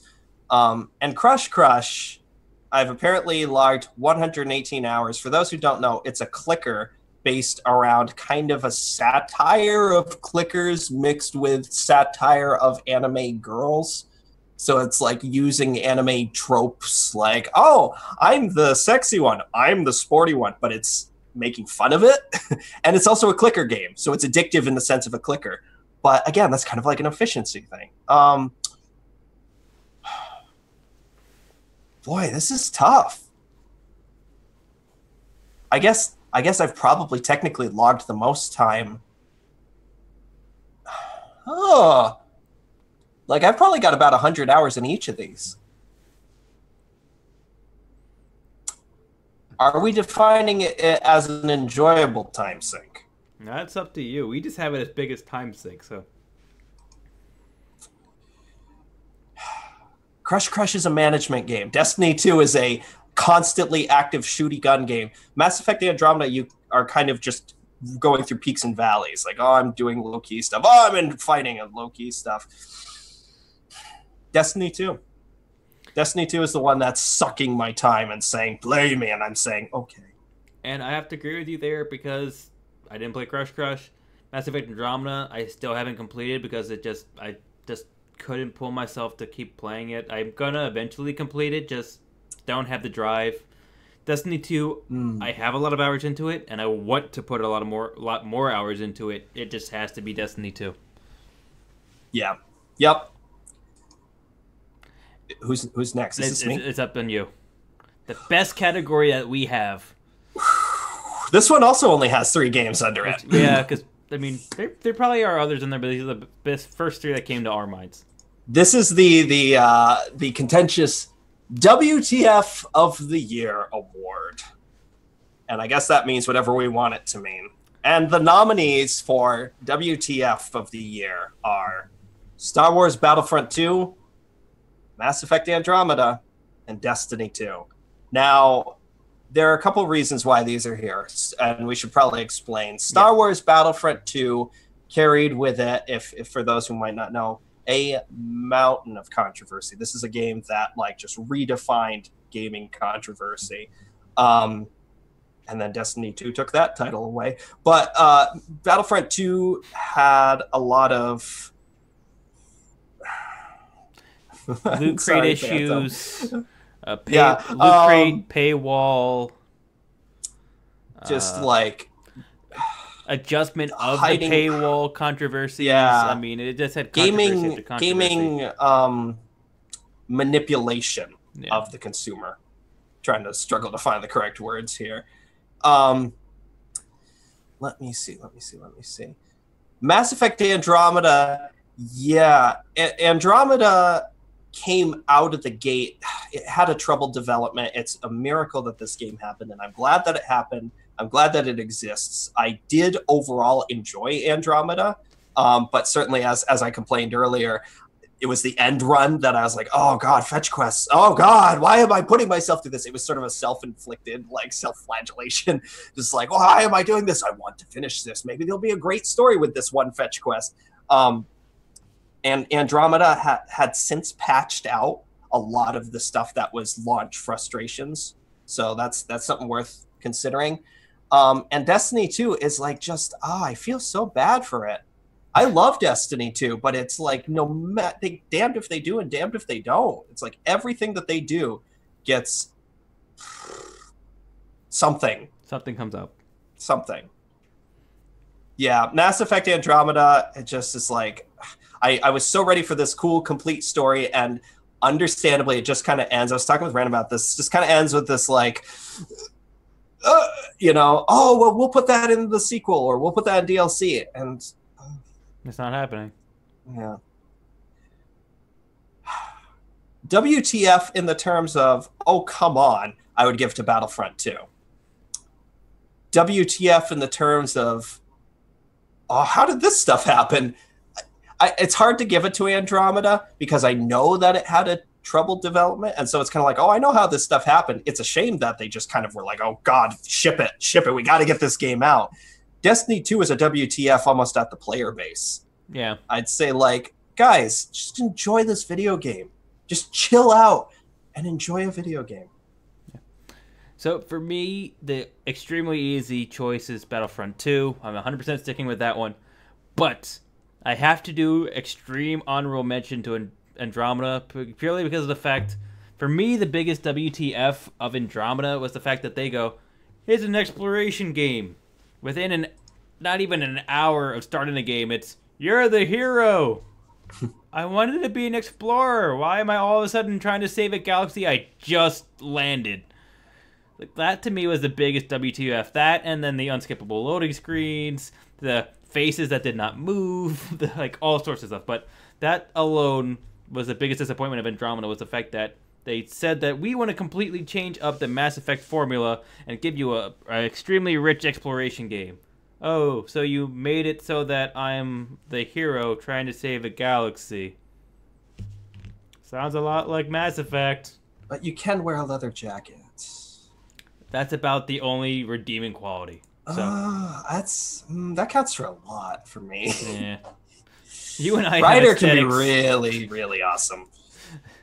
Well, going on the same rail, if you will. No, so the Hype Train of the Year award. Oh, now I get it. Yeah. The Hype Train of the Year award, meaning that this is, for me, the interpretation of this award is just the game that had the most hype pre-launch, meaning the game that was played up the most or had the absolute most, attention, hype prior to its own launch. So yeah, kind of a games verse hype. Yeah. So, like we said, this is purely based on pre-release, hype pre-release. Oh my God, Leanne, I'm so sorry. Oh, that's tragic. She says, I got distracted listening to this and burned my mozzarella sticks I was cooking for dinner. So that is a friggin' tragedy. Can we make this up to you? Do you want bill like, it to Tommy? It will come out of his paycheck for this week. I accept this. I accept this. Actually, no. We actually do have Addicted to Loot funds based off of purchases through our Humble Bundle. We could make this happen. So, Leanne, you could be our first charitable foundation. So, and believe Handy, please pop us into the DM. We will fix your mozzarella sticks. So this is the first. Oh, I'm so sorry, Leanne. We're so. God, mozzarella sticks are so good. I gotta change up I gotta change up my previous award nominee. It has to go to the burnt mozzarella sticks. Yeah, that's a WTF and a half. Okay, so the Hype Train of the Year. My heart breaks. I'm so sorry. Train of the Year award to the game that had the most hype prior to its own release. Mass Effect Andromeda, Sonic Mania, Cuphead, Destiny 2, and Shadow of War. Yeah. Tom, what do you think? What are your thoughts, opinions, hopes, and dreams? Yeah, it's funny. Mass Effect Andromeda, kind of part and parcel with the game. I remember when the first trailer came out, I was so thrilled when it was set to the tune of Ghost Riders in the Sky. I thought, this is cool. I love this kind of dichotomy of like Mass Effect visuals with this, very, very classic kind of country western folk song. And it turned out to be this brilliant pun because of the character being Ryder and the Ryder family. And so like, and people were just like, it was this wall of, why is this song here? And so the hype for Andromeda actually was like, and then I remember seeing stuff coming from like development team members saying like, well, good job, guys. We released the game. It just was like foreboding stuff. Game was fine. Game was a playable game when it came out, but it just was like the hype was fascinating to watch from like, oh God, what's going on? And of course, there were problems that came out. I didn't like, I don't life-changing pizza. Pizza can't be life-changing. Sonic Mania.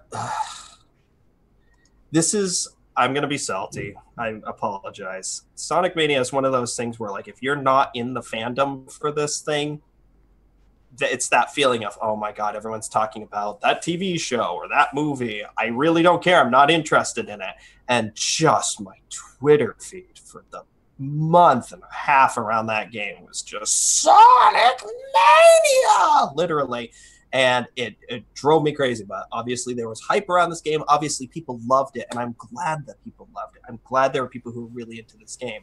But oh my God, were there people into this game? Fair enough. But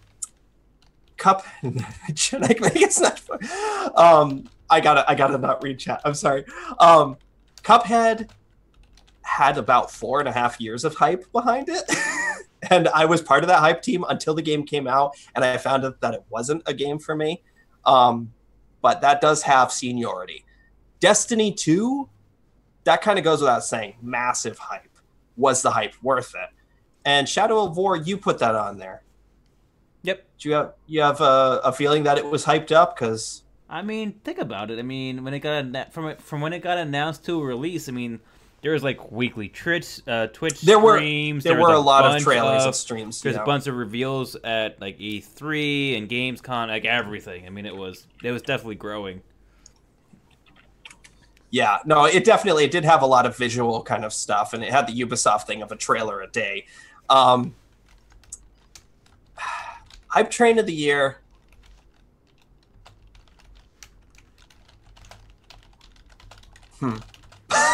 This is hard. Do you want me to go, since I have one already? Yeah, pick yours. Mine is easy. It's Destiny 2 all the way. Just because, from me personally, because of the community that I guess I was in at the time, I remember watching the literally like Twitter announcement of, hey, Destiny 2's happening. Come watch the live review on Twitch. I instantly popped over to the live review on Twitch, and my God, was the live stream. Like, the hype that happened, like, at the start of the live announcement to the middle of the live announcement to the final actual announcement of the damn game was just like, like, for 2 hours straight. I just have to give it to Destiny 2. At least for me, like, I was completely enveloped in it. Judging from my specific Twitter feed, it was Sonic Mania, but maybe that's just indicative of the people. Kind of, you were in a thing where you were there with Destiny fans, or of varying degrees. Apparently, my Twitter friends, or the people I follow, are very Sonic Mania geared, and that was just a game that was like, it's coming out. Here's the intro cinematic. Here's the game. Oh my God, it's out! And then it just dead silence. So. Fair enough, Ambling Panda. It's completely fair enough. That is 100% worthwhile of throwing off this podcast. Melted burnt cheese will always supersede a podcast. It's true. That's what I always say. It literally, he gave us T-shirts in the company picnic this year. It's true. You're up, Tom. Our next category is the, quote, well, I'm glad it exists anyway, award. So these are games that's like, these are not our games, but we're glad that they are games that have been developed. Literally the category of, we haven't played it, but we're glad it's out there. And that includes Sonic Mania, Cuphead, and PlayerUnknown's Battlegrounds. For me, I have to go with Cuphead, because out of the 3 games here, it's the very first game that I would choose to go out and start playing out of these 3. Just purely from the aesthetic, the type of game it is, it more suits my fancy than Sonic Mania or PlayerUnknown Battleground. I have a different interpretation of the award. I see it as, I'm glad that the people who are excited about Sonic Mania get to play Sonic Mania. Cuphead is a curiosity, and PlayerUnknown's Battlegrounds is kind of, it's not unique. So Sonic Mania is filling a niche that people clearly wanted filled. There was a very vocal, and apparently very thrilled fan base that are just so happy. It's like me with Okami. I am thrilled to friggin' bits that Okami is out on PC and playable. I am of a probably minority, but I can understand someone applying that to Sonic Mania and saying, oh, finally, I've been waiting forever for this. So I'm glad that exists. But I agree, Cuphead is the one of the 3 that I do like the PlayerUnknown Battlegrounds idea, and I have played a couple of games like that, but... So we're in the home stretch now. We're actually yes. We're actually getting into some Game of the Year picks. So, Fantasy Game of the Year. So this is... less this year than usual. Yeah, which is interesting. So, Fantasy Game of the Year. So the actual, literally, what we determined to be the best overall game timed this up right of the year within the fantasy category. So we have Kingsway, Divinity Original Sin 2, Total Warhammer 2, Shadow of War, and Hand of Fate 2. Now, Breath of the Wild isn't on here because I wouldn't call that a fantasy game. Breath of the Wild and Zelda in general is kind of its own genre. If anyone disagrees with me, go ahead and say so. I would entertain it, but I think of fantasy as we're talking your typical Tolkien-esque fantasy. If you have a problem with it, go talk to Brian. Fantasy game of the year. Kingsway is certainly the most unique, and Divinity is actually the most typical, like straight fantasy RPG. Total War Warhammer 2 is a specific brand of fantasy, the Warhammer fantasy. Middle-earth Shadow of War is the most purest definition of Tolkien-esque fantasy, even though it takes its own liberties. I mean, it's the one of these that's the closest to that, because it's literally based on a fantasy book.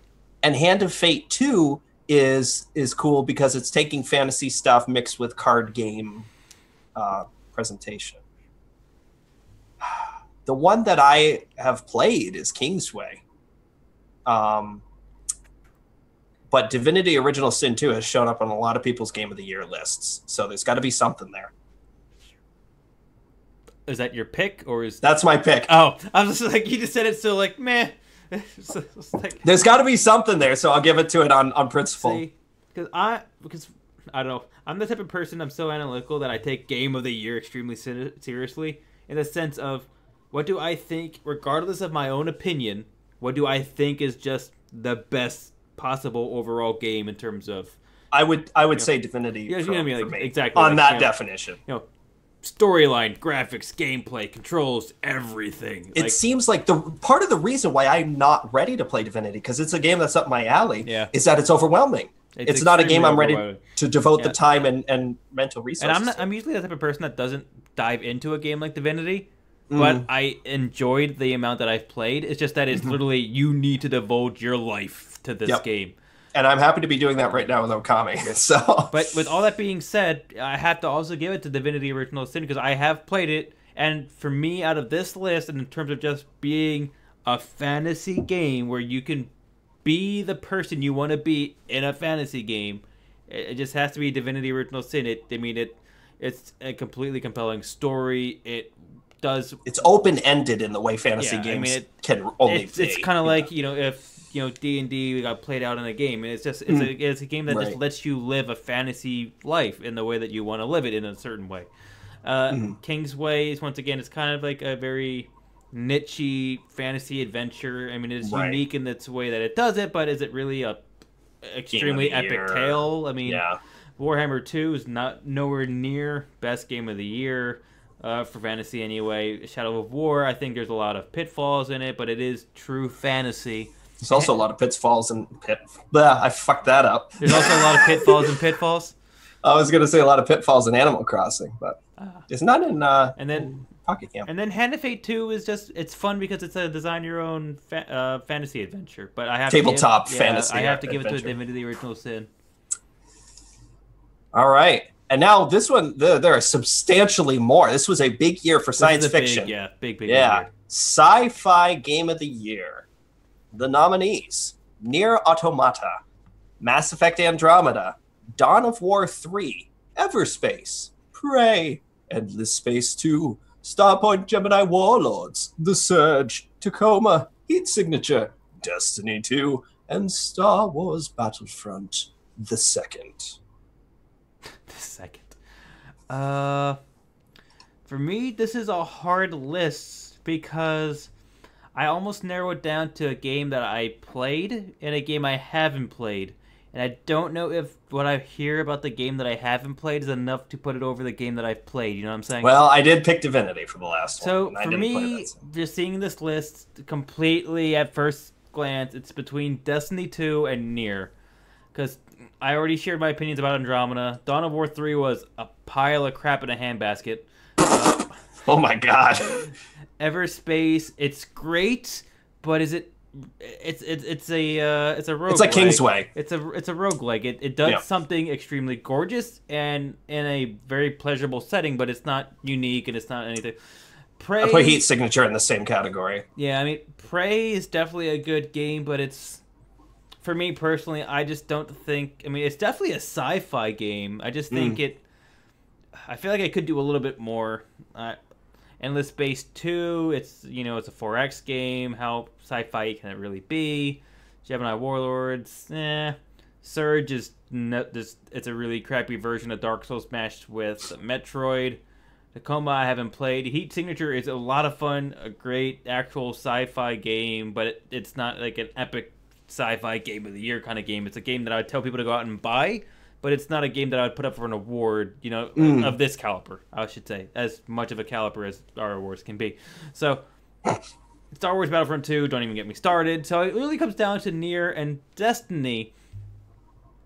Destiny has had a lot of, there's been some controversy. There's been, some discussion on, is it actually a 2? Is it a 1.5? Did it really improve over the first one? Like, I enjoy it. I mean, I absolutely love the game, regardless of what's wrong with it. It's just a game that's a guilty pleasure of I just can't stop playing the damn thing. I just love playing it.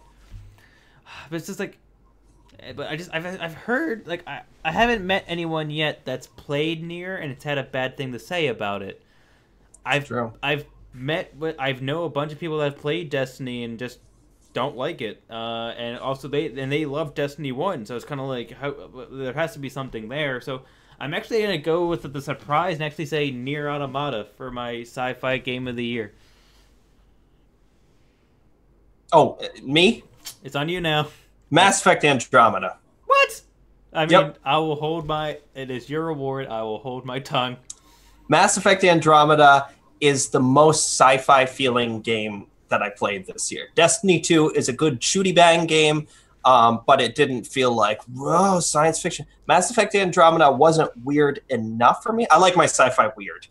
It wasn't quite weird enough, but it did edge into it. I want giant, weird, inexplicable So you're sci-fi. taking it as the game that made you feel the definition of sci-fi the most versus just overall quality of the game. Truthfully, at its core, Mass Effect Andromeda is the most science fiction of the shooty bang game. I like me a good shooty bang game.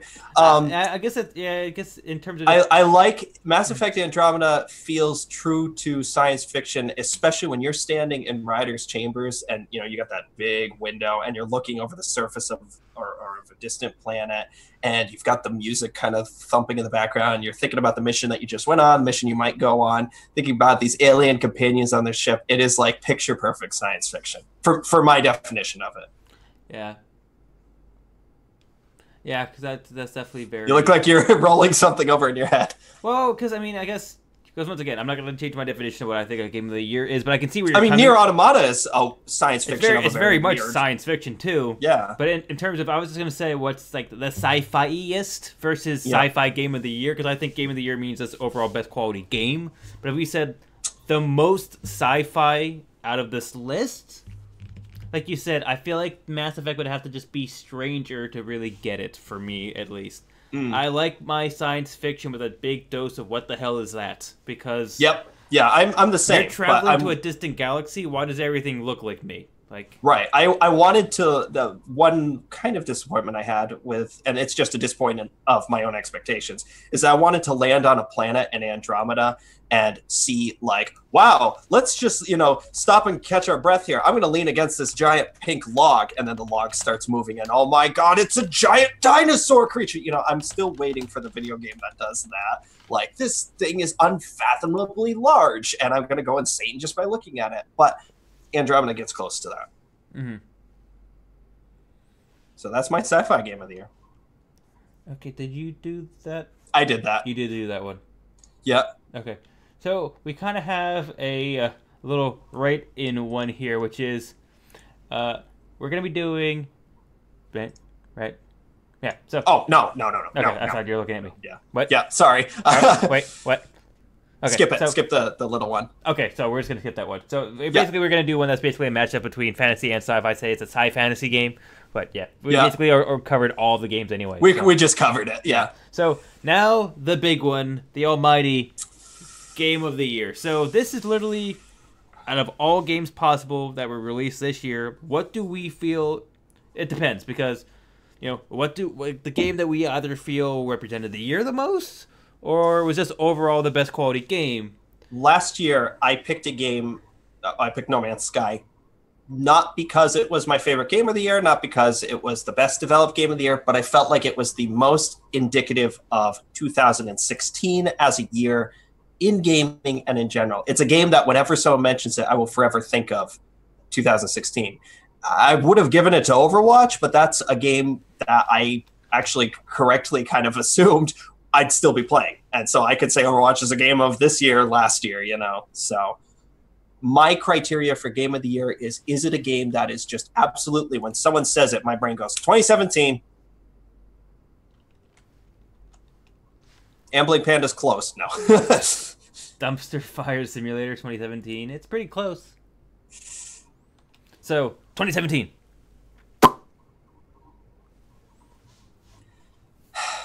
Look into thy hearts.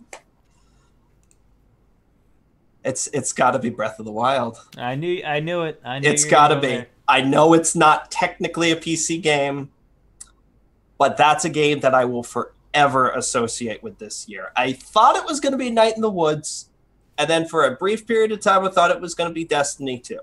But Night in the Woods was this exceptionally singular experience, like a good book. It's like you read it and it just sticks with you, and you're like, wow, I can't wait to reread that again sometime in the future, Or it's like an album that you listen to and you're like, wow, I love that. I need to listen to that whole album again. What an experience.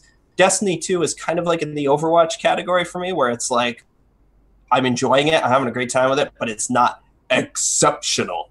Breath of the Wild is exceptional. There is nothing that has quite mastered the open world adventure like Breath of the Wild. It feels like the most video game I've ever played. Oh, that would make a good video game.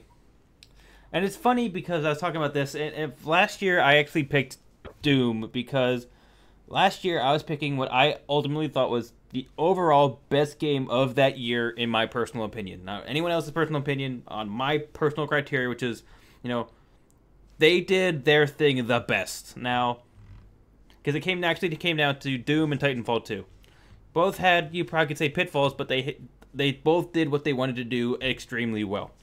But for this year, I kind of alluded to this earlier, there wasn't a game that jumped out at me at all in terms of being Game of the Year caliber, in the sense of just overall amazing quality. Nothing sucked me into it. Nothing made me just drop my jaw or do anything like that. So I actually took a page out of Tommy's book and just thought, 2017. Let it be known he just said that on stream. I know. What game to me represents the year? Just good, better or for worse, just what represents the year. And I hate it because it just feels like a write-in, but it's not. And I'm picking Destiny 2.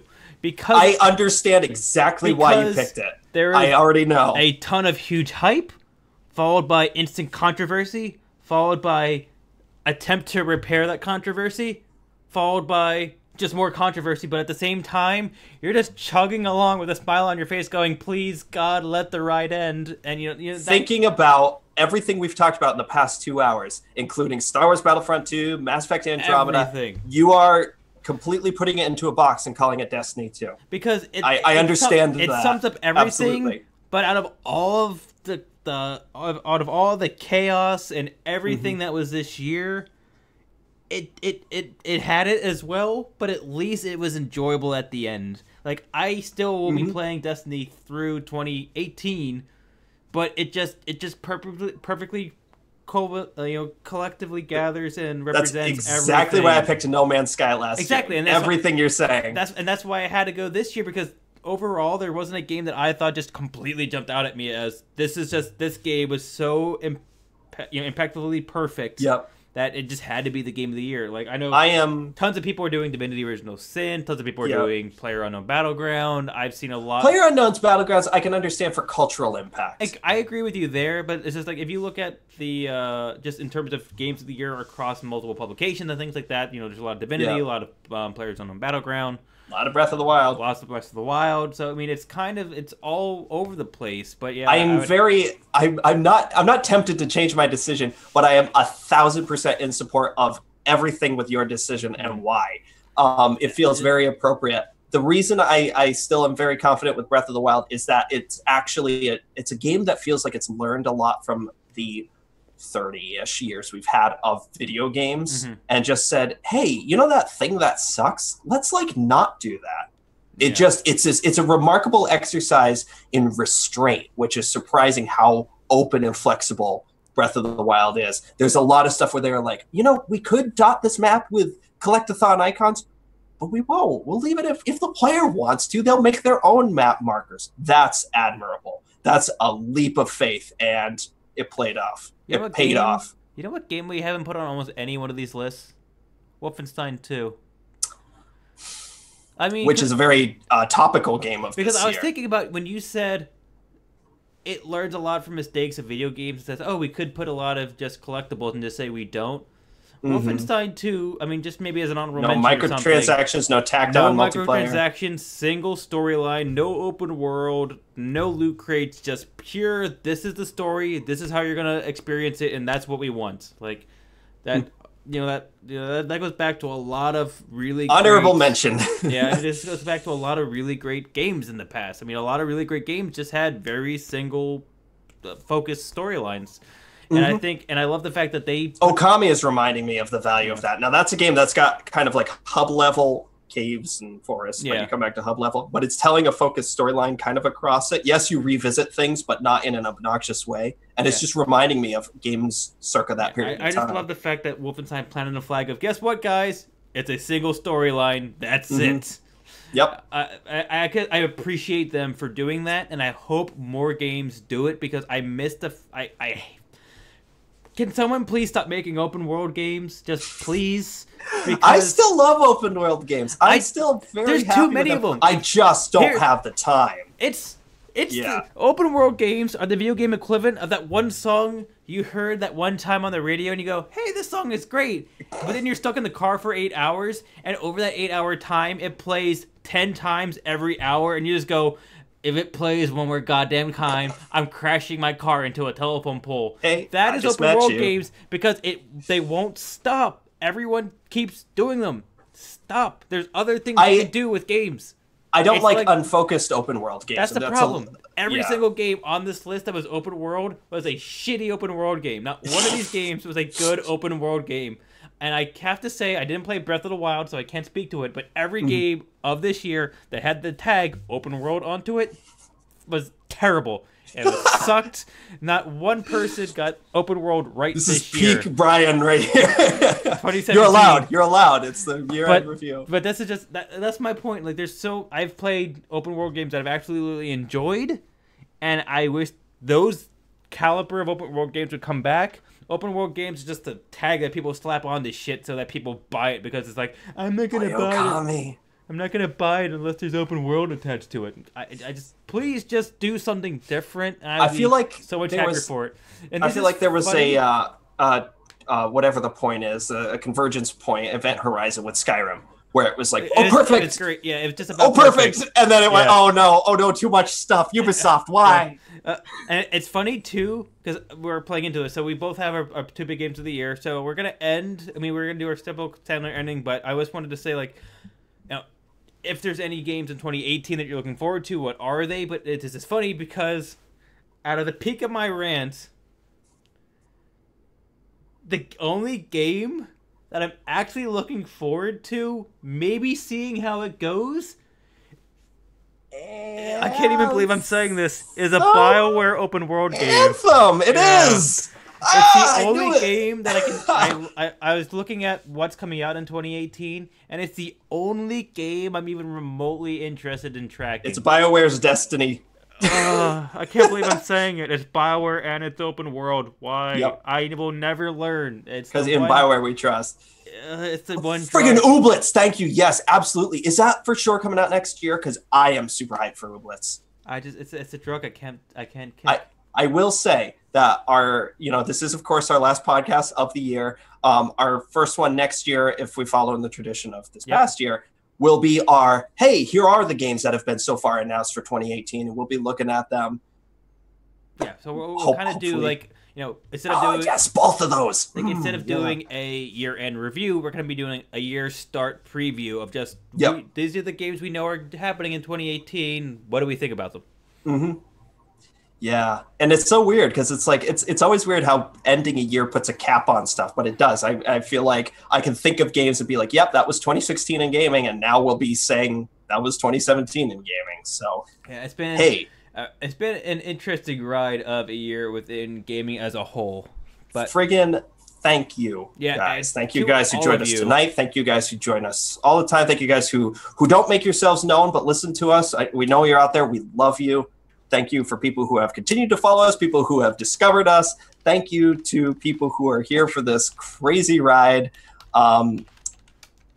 We adore the people who support us. Yeah. Thank you. To all the people out there who just, continuously listen to us, watch us, interact with us, everything. I mean, all of this is done, is possible because Thank of you you guys. for the awesome fan art. That we received in our inbox. Yeah, we could probably said that. But yeah, thank you for all those people who do all the little things. We used it as our countdown loading screen this time. It was so cool. I thought that thank was really you for cool. That. But yeah, we appreciate you guys. We appreciate being able to celebrate video games with you guys. We appreciate that you all are a good bunch of people. You're always civil. You always have these great discussions.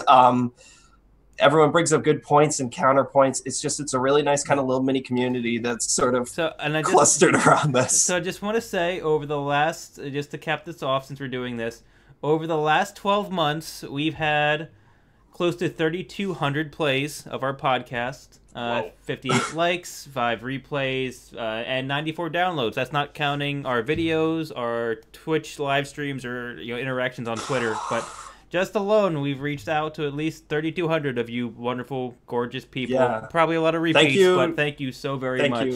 Thank you. It has been a gorgeous, incredible year. We're going to keep doing this. It's going to be a whole lot of fun, but we would not be able to do it if it wasn't for all you people. And you are all incredibly attractive. Yes.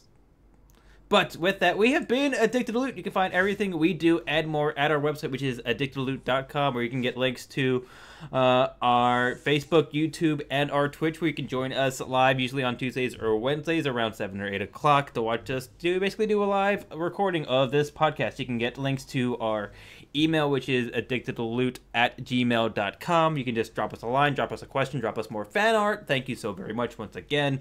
Basically, drop us anything whatsoever. You can get the audio version of this podcast from our links to iTunes, Google Play, Stitcher, and SoundCloud. You can get the VOD recording to our links on Twitch and or YouTube.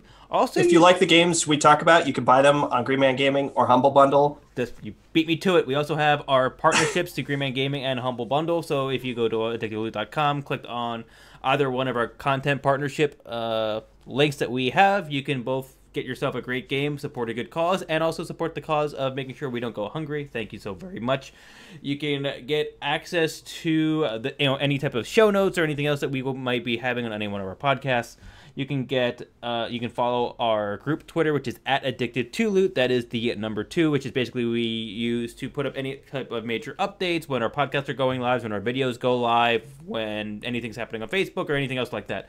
It's going to be on our group Twitter, that is @AddictedToLoot. You can follow us personally on Twitter and just talk games or anything else. We're both pretty interesting people. I'm pretty much memes and cats mostly.